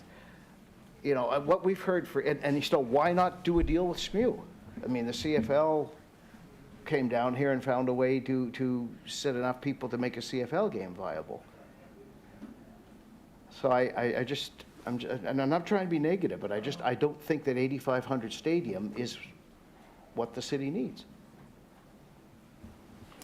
Sure, I think that's the debate of the day, and there's lots of ways to look at it. We've proposed a phased approach to this because, as I said in the presentation, I really believe in the right-sized requirement of a venue to be successful. There's a lot of debate about whether we could sustain a 20,000 or 25,000 seat stadium, and I think it's why we have never had anyone step up to make this offer to contribute to building a stadium like we are, because as much as I love CFL football, and lots of people love CFL football, it's hard to get your head around the business case at this time for that to work. I think we've done things incredibly well, to be honest. I've got a great team around me, but we still are, pushing to get 6,000, 6,500 people out every game. Yep. The Mooseheads attract 8,000 every game. The Thunderbirds attract 7,500, 8,000 people every game. That is our number at the current size of our city. So, again, I made reference to it earlier. This debate has been going on for a lot longer than I've been around, and I'm tired of it, to be honest, and I just don't know why we keep worrying about what might be down the road when we've got something right in front of us that we can support, that we can be proud of, that we can bring in a number of significant events that would be 8,500 plus. When we talk about doing concerts at a venue like this and you're using an artificial turf that you're allowed to put people then on the surface, that venue all of a sudden becomes a 12 to 15,000 person venue, which in my professional opinion is exactly what Halifax can sustain and what works. So, we have made some allowances with this. As we said, we think it should be turfed. We think it should be made the appropriate size for Canadian football, which it currently isn't. That enables Citadel High School to use it right now, which they desperately need. They don't have my two sons play for Citadel High and the football team. They have to go out to Bedford to play home games because there's no appropriate venue for them in the city. And then the door's open, and I think we've had conversations with the CFL. The CFL obviously is keen to come to Halifax, but this at least gives us a chance to try it out, I think, in a more appropriate way. And as I said, this can be expanded to 13,000 plus fans. And if the CFL business model allows for that to work, then, in 2, 3, 5 years, they can come forward and find a way to add the additional infrastructure they need to make it appropriate for them. Well, and that's often what I have said, that I'd like to see the CFL and their folks come with some money. I'm just wrestling with this underbuild versus overbuild, and in this discussion has helped me. So thank you, and congratulations, as I said, on what you've accomplished, but I'm still trying to wrestle my mind around this. Thank you, Chair. All right, thank you, Councillor Elhit. Next, we have Deputy Mayor Austin. Well, losing my voice there. Thank you, Ms. Chair, and thank you for the presentation. I actually disagree with my colleague on this one. I actually appreciate, I think the big problem, one of my big issues with the CFL proposal that came forward, it was a huge financial ask, and it was all the location metrics, all the atmosphere was totally wrong for Halifax, right? The little I know of stadiums is, your economics tend to be overstated, but if you want to make the most of it, you put them in places where you already have transit, where you already have alternatives to car, where you already have parking, where you already have hotels, where you already have restaurants. And what was pitched to us before was ideas that had none of that from a location perspective, whereas the Wanderers Ground has all of that. And I think the proof has been in the pudding in terms of success in the city. I like the idea, but there's a lot of details and specifics to it. And the one I wanted to ask you about is the whole cost piece, because it's no secret that we're pressed as a municipality. There's a lot of different asks. For me, it was really hard to support the CFL one. When you look around, you've got a police station that's falling apart. We have AT infrastructure that we need to do, roads that need to be redesigned. And just this week, of course, we had the difficult conversation about the homelessness, where it looks like we're going to be chewing into money that's going to come out of other municipal priorities to do that. So cost is a real challenge. And so I'm curious, when you referenced on your slide that the Wanderers would contribute, is that a contribution that you would see in the long-term lease, or would you be putting money in up front? Because we might have the same challenge in that regard. Yeah, we're open to both. I think, my understanding of the process here is that we had to come forward today to ask for a staff report, which we would then sit down with staff to work through those opportunities. We are certainly open to all of those different scenarios. Typically, the way these deals work is it is over the long term, which the municipality can then take as a guarantee towards, revenue over the next 10, 15 15, 30 years in our case. But we're open to any conversation that helps make this happen. You know, we're here to say that we want to contribute. Under any scenario, I see us being a very significant contributor to this, financially, as well as through our expertise in, you know, managing it the way we have to date, and in a much bigger and better way. But, you know, to be fair, I think we need to really work through, you know, all of those different scenarios with city staff to figure out, you know, what makes the most sense. Okay. That makes sense. You know, I'll ask my other two questions just because I only have 1 minute and 50 seconds left here.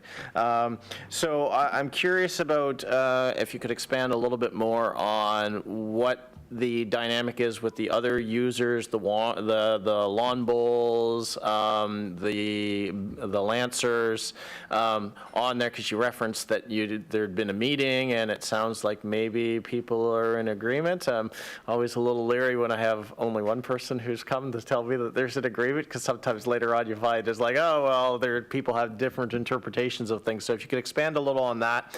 And then the last thing I wanted to ask you about is the community use component, because I'm hearing, you know, two different things in this meeting. One, that there's been no community use, and then the other is like, actually, no, we fulfilled our requirement for community use. And if you could expand on your point of view on that piece, that would be good. So if you could take those two. Thank you. Yeah, happy to answer both of those. So yes, we have met with the Lawn Bowling Club, the Halifax Lancers, and the group that's proposing the new greenhouse complex. We had a discussion. We were clear with all of them about what our needs and kind of desires were for the facility. We heard what their needs and desires were for their respective places, and we shared the map that we came up with and presented to you today with all of them. And, you know, in our minds, we certainly left feeling like they were all on board with, you know, at least appreciating what we were trying to do while respecting what their desires were. It was good to hear Denton was here, and I would hope that the Lancers would say the same. Obviously, they've got their own things that they're looking to work with the city on in terms of expanding their facility and doing what they want to do, which we've left appropriate room for them to do that in our plan. In terms of community use, so it's an interesting one. I tried to be as honest as I could to say we certainly appreciate that, you know, there's no denying that trying to maintain a professional quality grass pitch in Canada and in Halifax is incredibly difficult. And what that does is it causes the city to restrict the amount of people that can go on the pitch so that it's not chewed up and damaged. People can rent the Wanderers grounds. Anyone can contact the city and book it just like they book any other municipal field, but admittedly they often are turned down because the city can't just allow any usage on it because it'll chew it up. So, you know, we've hosted rugby games. We tried to do a high school football game when we realized the field wasn't quite big enough in the very first year. There have been community groups that have rented it. I've watched my 8-year-old son play with his Halifax City soccer team out on the field, as well as others. But, you know, there's no denying that it's certainly not being used the way I think it should be, which is why, you know, we propose that as difficult it is, because everybody really loves grass, and it's quite romantic to be able to watch a soccer game on natural grass, and our players love it.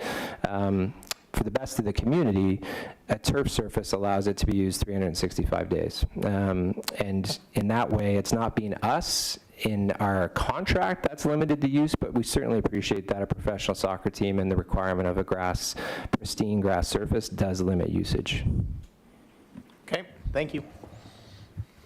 All right, thank you, Deputy Mayor. Next, I'm going to go to members of the committee. I'll ask Vice Chair Purdy for her comments. Thank you. Is it? It doesn't matter. They can go first if they want. That's okay. One doesn't say the committee goes first. It says we all get to speak. It's silent on that, but you can do what you want. Okay. Okay, thank you. So thank you for this presentation. There's been a lot of correspondence concerning this. So you've actually answered some of my questions right there. I just wanted to ask about some of the comments that we've received from those who are opposed to this. So the fact that the Commons is, so there can be private, corporate, obviously if there has been entities on the Commons for long periods of time through lease agreements with the city, then that doesn't legally go against the intentions of the Commons for all of the residents of Halifax. St. Mary's was suggested by a few folks, and with our correspondence as well, as an alternative location. I was just wondering, well, has St. Mary's been approached? Is that even an option? Have you thought of that? Hold on here. Also, one of the concerns that we've heard is that there was no public consultation for this decision in 2017. I don't know if that's true or not, but that's what we've heard, and I'm just wondering if that is true. Why was that? If this is a public space, why wouldn't the public be consulted in a more fulsome manner, like maybe in a public hearing or something? And you have a great reputation. I mean, what you've done, I mean, people in the city and the businesses, and obviously you have your support letters, you've done very well. So you have proven to be a good steward of what you said that you were going to do, and you've done that. That's very good. Would you, I don't even know if this is an option, but part of, if there's a staff report today, would another term for a pop-up location be an option for you to consider? And of the 40 million that has been proposed today, how much of that would you ask to come from HRM?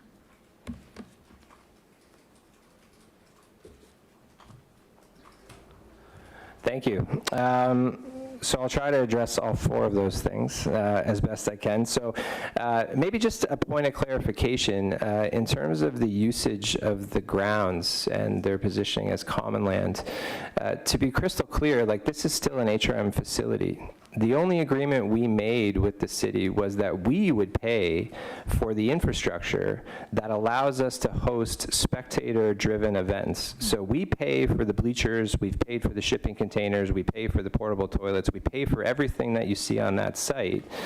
And I made an agreement with the city to allow us to leave it there so that we can then rent the field, which we spend, you know, a rental fee every single time we host a game, to be able to put our events on. So there's been a lot of dialogue and some, you know, comments made that, you know, it's been privatized and we've taken it over. That's not the case. We did something that we were frustrated no one else was willing to do, to create an environment to allow us to host these types of events. And in exchange, you know, we pay rent to do that. So just to address that point first. Second, listen, we've talked to St. Mary's. Again, I've been in this business for a long time. I think our success is proof that we kind of know what we're talking about a little bit. It is a significant difference to be that much further from the downtown core that St. Mary's is. So our greatest success is because our fans can walk into our venue, they walk down Quinpool Road, they walk up from downtown, they walk down Spring Garden, they pop into a restaurant or a bar, they have a bite to eat, they have a drink, and they walk 5 or 10 minutes into the venue. When all of a sudden you have to extend that walk to a 35 to 50-minute walk, it completely changes the dynamic of what we have. So while I certainly think, you know, Touchdown Atlantic proved that one-off events at St. Mary's can work really well, you know, that's a one-off event. And to do that on a consistent basis on a day like today, when you're hosting a game, is really difficult. So that's why, you know, in my opinion, the Wanderers grounds is the location that we can be successful. I don't know if we can be successful at St. Mary's University. In terms of public consultation, I think, I'm not the one probably best educated to speak on that, but, I know this was brought forward as a pilot project initially, and I think that allowed some leeway in terms of how that worked, but we're certainly at that stage now, and I would be certainly expecting some public consultation around this initiative that goes towards council in January, of course, as there should be. I certainly respect everyone's opinion.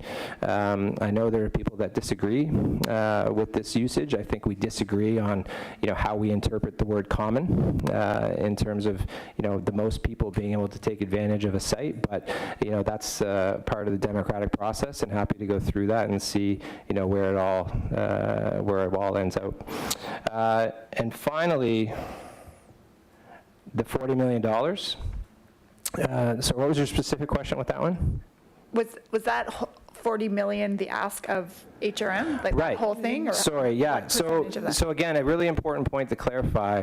We are proposing that HRM builds this, right? We aren't looking for money to do anything. We can't do anything. We can't do anything on the Wanderers grounds because it's common land. So as a private entity, we can't go to a bank and get financing for something that we can never have a long-term lease on.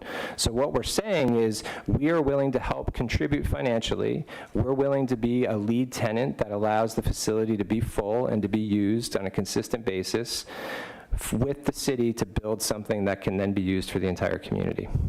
Okay, and thank you. And then the 40 million was the whole ask, yeah. And then would you be willing? Councillor Purdy? Just my last question, can you just answer my last one? No? Okay. Thank you. I'll come back. You're well over. Oh, sorry. All right. Councillor Mason. 801 Scofflaw, Trish Purdy. Thanks everybody for coming today and speaking. Thank you, Derek. If this becomes something HRM decides to support, as we just heard from the presenter, it's got to be after some public consultation and a pretty significant staff analysis. And it's clear from what we just heard, and this is what I was going to say too, that the facility has to be owned by the municipality, which is exactly what is described in the 1994 Common Plan. So, and I want to correct something that I just heard from Derek. So legally, while the boundary of the common grant in 1763 included the Wanderers grounds, the city of Halifax was enabled by legislation in 1886. It was taken out of the common to allow its use as a sports space by the original Wanderers, right, who the Lawn Bulls descend from. That change happened some time ago. While I respect and I acknowledge that some people are very concerned about the impacts that a permanent event facility there could have, especially I received a letter hand-delivered yesterday by the Friends of the Public Gardens, that the impact on the public gardens, which was established in 1867, could be very significant, is something people are worried about. They believe that large-scale events could harm the public gardens. But I think it's important to remember that Wanderers started hosting events in 1882. That was about 140 plus years ago. It routinely hosted rugby and baseball games that had between 5,000 and 10,000 people there during that time frame to ticket-paying customers, and shows that both these types, it shows that both of these types of uses have coexisted for a very long time. So the idea of the Wanderers Field continuing to be used as envisioned in the 1994 Halifax Common Plan and the more recent draft plan is something I want to explore with the committee, because not everybody is familiar with that document as I am, and I'm very familiar with it because I participated in the public consultation on it in 1993 when it was being written, when I was still in University of Political Science at Dal. There's a letter attached to the annex that I wrote. It's pretty snippy. I was a bit of a jerk in high school or in university, and still am. Thank you, Tony. So let's talk about some of the several policy recommendations that I'm going to read chapter and verse. Policy 7.2. Private use of city-owned open space for temporary special events will be permitted through council approval. In giving its permission, council will be satisfied that the commercial and private event is for the benefit of the city and that it satisfies all goals, objectives, and policies of the plan. Policy 7.7. The city will encourage joint ventures with private or not-profit groups to develop and operate cultural and recreational facilities in the common. Given that almost a dozen of other uses rented the field this year, though I'm going to come back to that because they rented them in partnership with Derek, the space is clearly not privatized for Wanderers' sole use, nor should it be. I would never support that. I didn't support it in 1994. I don't support it today. Another main goal of the plan reads, the goal of the 1994 plan related to Wanderers, it reads, the accommodation of existing sports, leisure, and maintenance facilities in the short term on Wanderers is what they're talking about. Over the long term, subject to detailed design and acceptable accommodation of existing facilities and all-season public event area for athletic, cultural, and special events. And this is why, as a councillor, I brought together, as Derek said, the tenants, because we've got a lot of people who want to do a lot of different things on the entire Wanderers block, right? We've got Lancers wants to grow, the Lawn Bowls, who are the direct descendants of why it's called Wanderers, are like, why should we have to leave? And we have the pressure to build the Horticulture Hall or the Botanical Hall from Mr. Pace and the Friends of the Public Gardens. Finally, I want to say the 1994 plan goes on to say, within acceptable limits, allow privately sponsored temporary events with paid admission and exclusion of the general public, and encourage private funding of facilities and activities through joint ventures. That's the policy. That's been the policy for 40 years. That's the policy of the City of Halifax and Halifax Regional Municipality. Heavily consulted and verified and likely to be essentially passed intact into the new 2002 plan. So, the questions to me boil down this way. First, are we going to maintain and continue to improve the all-season facility for athletic, cultural, and special events as envisioned in the plan? I think the answer is yeah. It's the same as it was in 1994. We should be exploring that. Second question is, should Wanderers be able to rent the space for games? Yes. Practice? Probably. They do that in the morning, may not impact other people. Third, should Wanderers have exclusive use of this space? No, not a chance, right? And I believe that part of what's happened here, especially coming out of COVID, is that Wanderers was providing the background or the back end or the structure for other large events, because that's what Derek does through sports and entertainment, whatever the name of your company is. And really, that's the kind of thing that HRM or a partner like Event East, who run the Scotiabank Centre, the former Metro Centre, on our behalf should be doing, to make it clear that it's not Derek running all those events. So has this separation been fully achieved for the last couple of years? No, but we can do better, and that's what has to come out of the consultation. So in closure, I got other things I could talk about, but I'm out of time. In closure, my questions are actually for staff. Sorry, Maggie. Is that timeline viable, and what kind of consultation do you think we could do in that timeline? Because to me, that's the rub of it. Through the chair to the councillor, I think that's an aggressive timeline just off the top. I mean, this is something that I would want to talk to my team about, of course, and I think that's something we could look at in a staff report. But it is certainly an aggressive timeline off the top. In terms of public consultation, again, I think that's something we'd want to bring back is a program of public consultation, but typically that forms part of most of what we bring back to council. I will say, there's been an extensive, as you have indicated, program of public consultation already with respect to the common master plan. So, we again, I think we'd look at that in the context of the how it sort of matches up with consultation that's already been done and with things that we've already consulted on. Thank you. Thank you, Chair. Okay, thank you, Councillor Mason.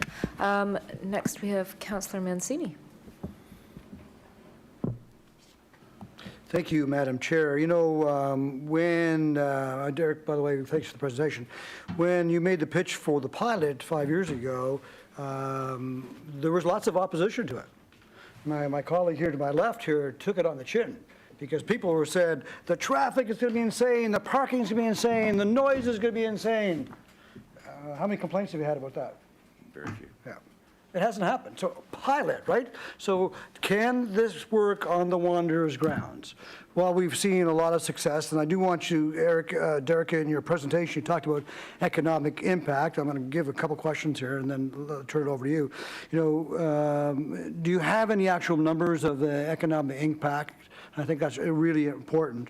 The community use is quite clear, right? That's a challenge, right? We need to have the community involved. I chair the Special Events Advisory Committee, and we had a meeting yesterday, and Soccer Nova Scotia asked for some financial support, which we approved, for a national championship that's coming on in October. My question was, are you using the Wanderers facility? They said no. And I said, why not? And I said, well, we want to, but it only has the 2 sets of dressing rooms, and they need multiple dressing rooms. which I assume will be addressed in the new facility. So we need to be able to have Soccer Nova Scotia host those national championships. We need these facilities, high school teams and so on. The turf, I think, is the solution here, right? That allows more use for these other organizations.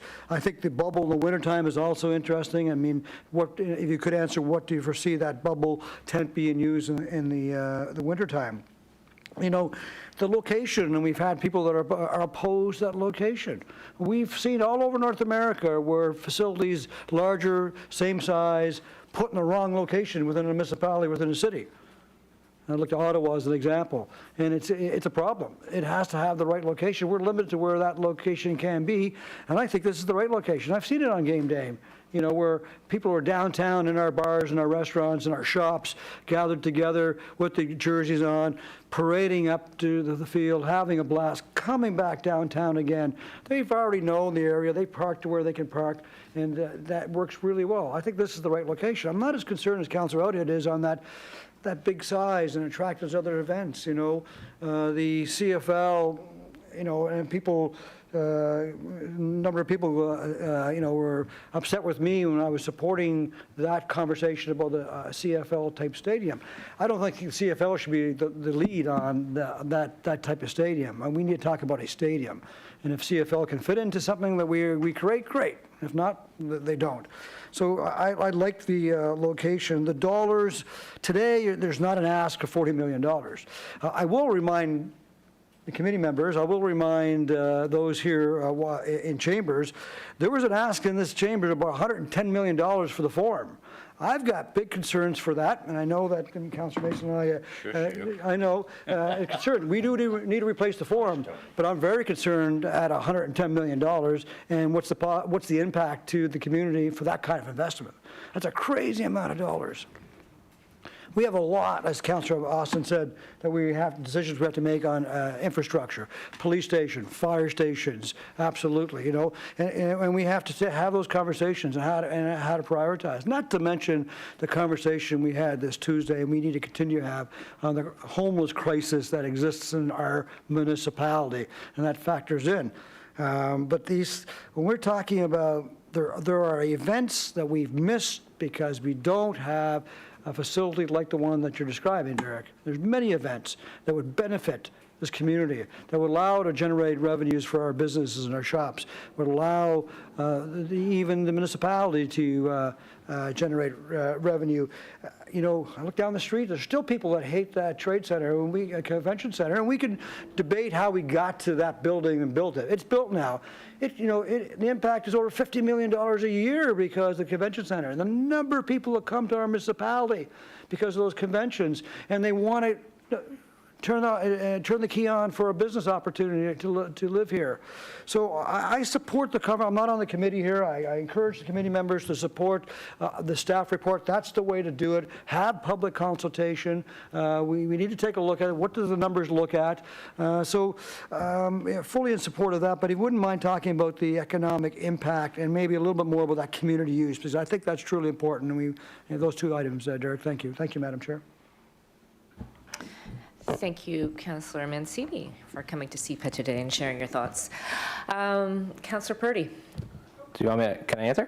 Oh, yeah. Sure, go ahead. Yes, well, thanks, Councillor Mancini. The economic impact, as you know through your role at SEAC, most of the models that are used to determine economic impact are based on tourism and how many heads and beds and people we're bringing in.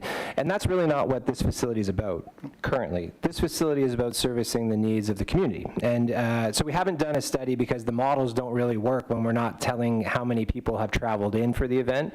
But of course, anecdotally, you know, we're bringing 6,000 people down to the Wanderers grounds 20 to 25 times a year, and as evidenced by the letters of support from the bars, restaurants, and business associations, they're seeing a tangible difference. They're seeing, you know, people in their places of business spending money at times of the day they normally wouldn't be. You know, a Saturday afternoon at 2 o'clock versus, you know, Dirty Nelly's is full at 10 o'clock every night, but at 2 o'clock in the afternoon, it's nice to have a bunch of extra people in there. So, you know, we haven't done the study, but we certainly have lots of proof that it's making a tangible difference. In terms of the community use, that was one of the comments we kind of had to rush through in the presentation to fit it in the 10 minutes. But one of the key benefits of expanding this stadium and making it permanent and putting the proper investment in is to get the number of locker rooms like you're talking about that allow you to host large-scale national or international events. We've made do with what we have, but by no means is it fancy. We have locker rooms built into shipping containers with metal walls and very rudimentary plumbing to get some water running in there and drain it out. So not by any stretch is this a venue that we would feel really comfortable going to national and international events trying to attract them with. It's made do, we've made it work, but to get to that next level, it certainly has to be improved and brought up to a much higher standard. In terms of the bubble, the bubble is a really interesting opportunity. There is a huge need. You may have heard it from Soccer Nova Scotia. They have their facility in Clayton Park that's currently oversubscribed. They're out of time. There's way more demand than there is supply. All of the soccer organizations we work with, especially those here on the peninsula at Halifax City Soccer and Dunbrack Soccer Club, are desperate for additional winter field time. So we think this could certainly help with that. The cost of those bubble domes is in the $3 million range. So, to spend $3 million to gain, 4 to 5 months of additional time is certainly a worthwhile investment to look at in terms of the return. And when you talk about cost, I do think that's an important point. We have not come here today with all the bells and whistles, beautiful, super expensive palace of a stadium. We appreciate the climate that we're all in. By going modular, we're able to save a significant amount of money while still getting, the things we need in terms of improved locker rooms, improved amenities for the people that are there, allow us to have a roof to cover the fans when they're here for the 5 or 6 games we've had this year that have been raining. So I think it's really important that we don't lose sight of that we have taken an approach here that is fiscally responsible. As best you can be, these things cost a lot of money. There's no getting around that. It's a big piece of infrastructure. But we've tried our best to find a solution that we think can be acceptable. Thank you. Thank you, Madam Chair. Okay, thank you. I just want to note that it is past noon. We don't need to make a motion to extend the meeting past noon, but I just would like to note it. And with that, Councillor Purdy. Thank you, Madam Chair. So I just wanted to follow up. First of all, really appreciate the amount of business that is being given to the local businesses, restaurants, and bars. I mean, that's really important. They've been hit so hard, still haven't really recovered because from the COVID impact.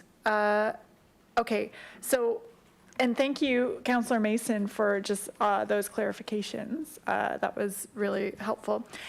Would you be willing to compromise with another lease agreement for the pop-up to continue as opposed to a hard and fast decision for a permanent stadium?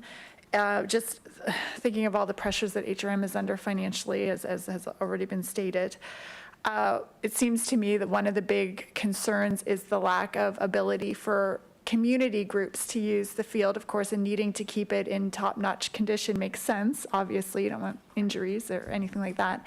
So a turf might be a good option in the short term, as opposed to committing to a $40 million ask for a permanent stadium. Maybe we could do another how many year agreement of a pop-up just while we are under all of these financial pressures with inflation and the homelessness situation. I mean, it's just really strange where we're at right now with the municipality. Just wondering if that would be an option for this. I mean, looking at the condition of the state of the field that you showed the picture of from 2016, I mean, community use wasn't really using it back then either. So obviously there has been a great improvement in the condition. So just wondering if there's a way to compromise, if that's even possible. And my other question, I don't even know who this would go to, but some of the concerns that we heard through correspondence was the hospital is nearby, and I'm just wondering, have there been noise complaints from the hospital made, like to 311 or something? Like, is that a consideration that, or is it just not, there hasn't been any noise complaints from the hospital? I guess that's it for my questions.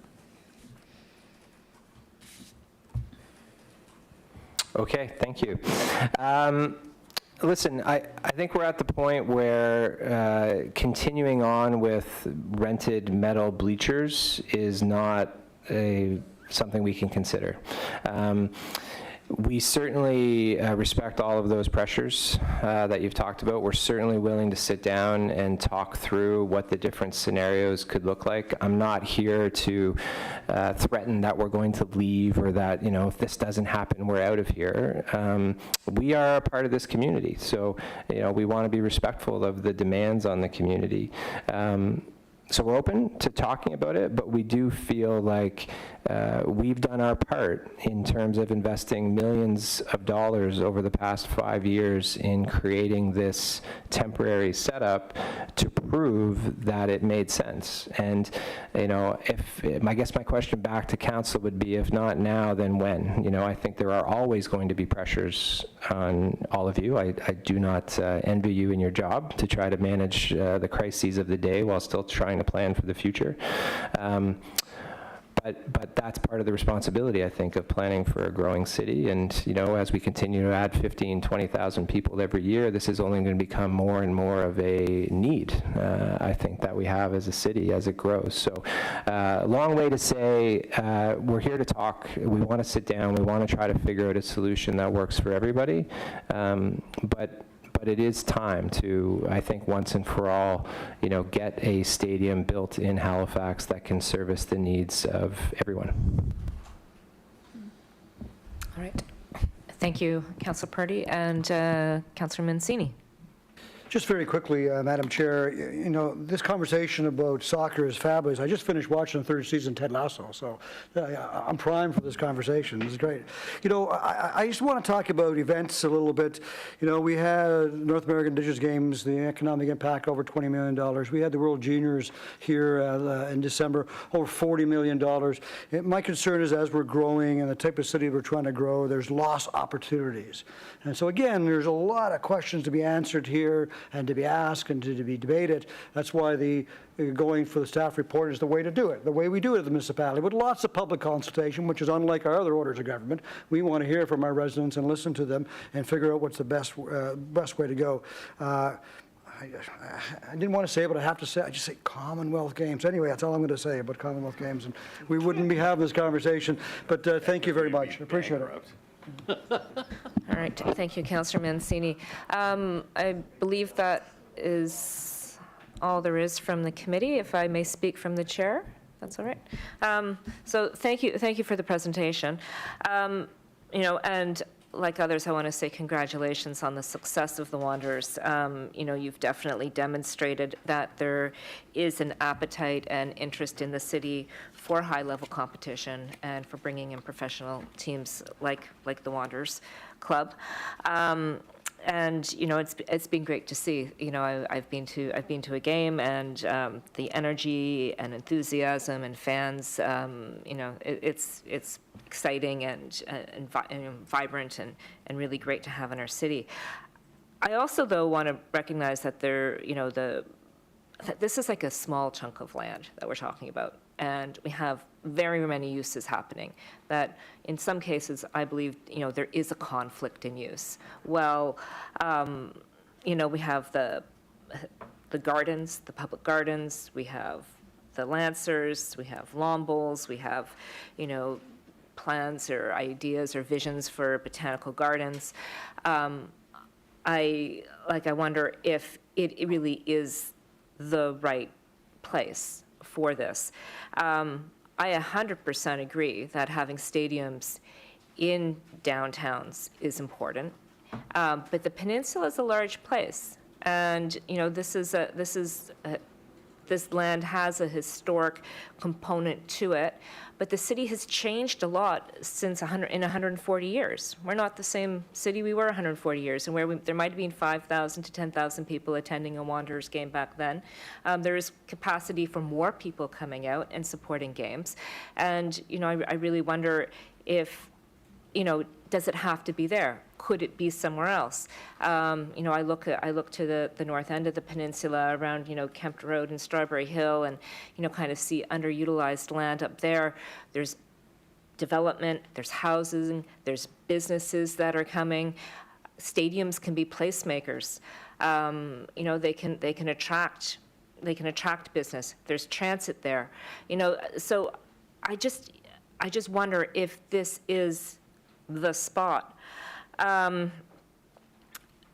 So I am curious, too, about being able to extend the current agreement with the pop-up while we wait for a staff report that I would hope would consider, what else could the city do to accommodate a stadium that is the right size, that has access to all the things that we know make it a success, that isn't going to be, put out in a greenfield site or outside of the city where, it's not easy to access, but that really is able to accommodate the growth and capacity of the stadium without encroaching on all the other uses around it.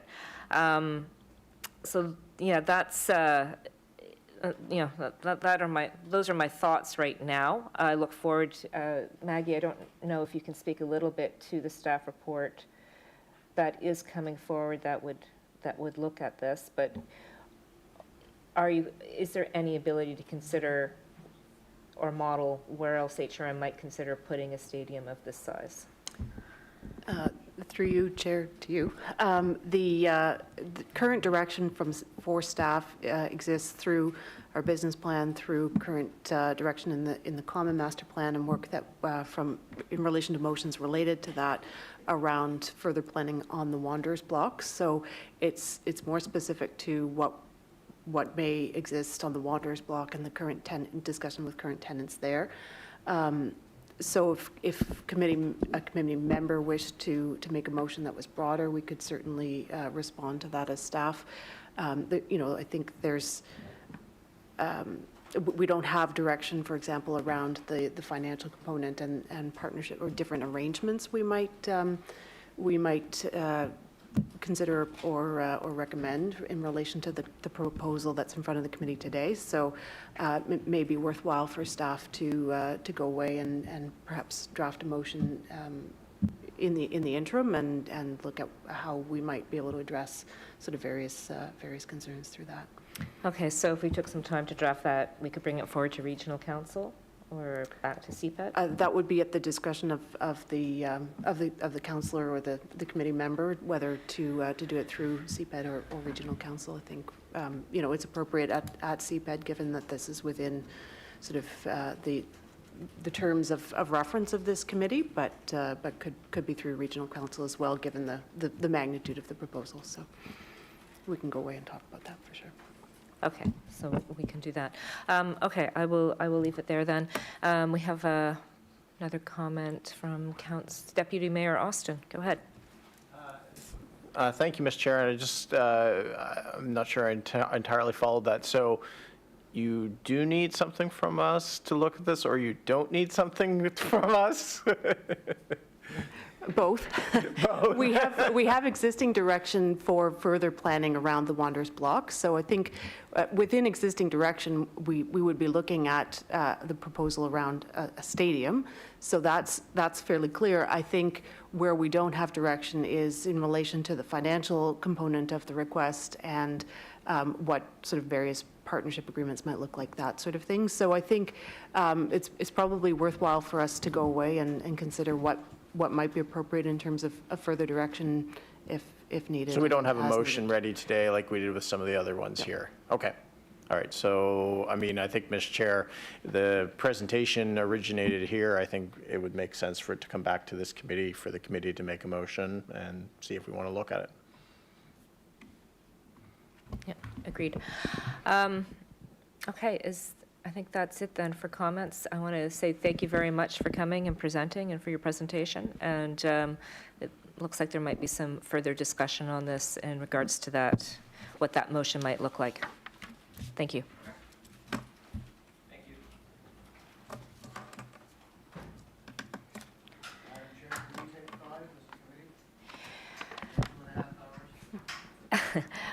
We can take 5, though we have one last thing on our agenda, and I have another commitment that I need to go to, so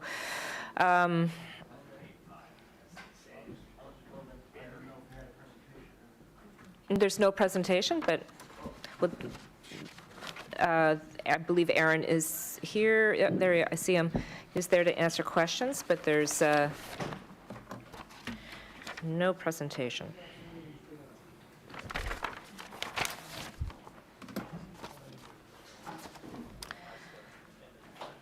Okay, so I say we press on? Yep.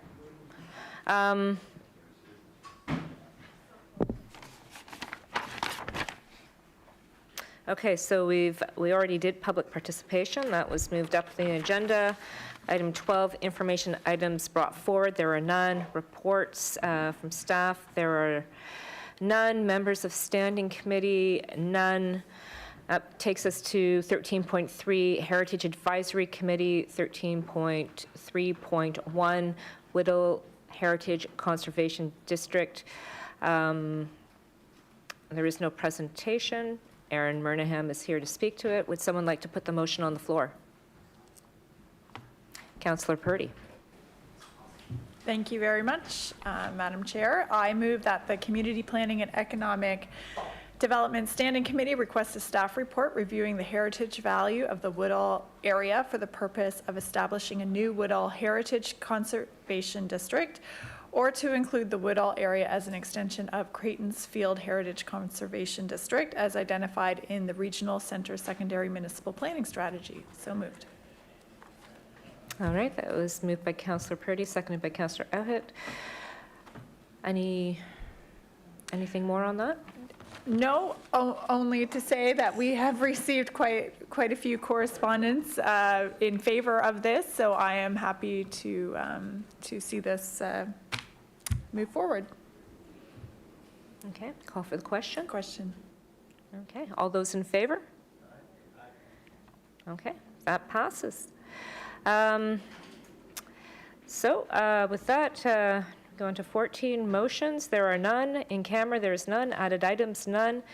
Notices of motion, none. The date of the next meeting is October 19th, 2023. And with that, I'll ask for adjournment. All right. Thank you very much, Councillor Purdy. And thank you to everyone who came out today and for those watching online. And we will see you next time. Thank you.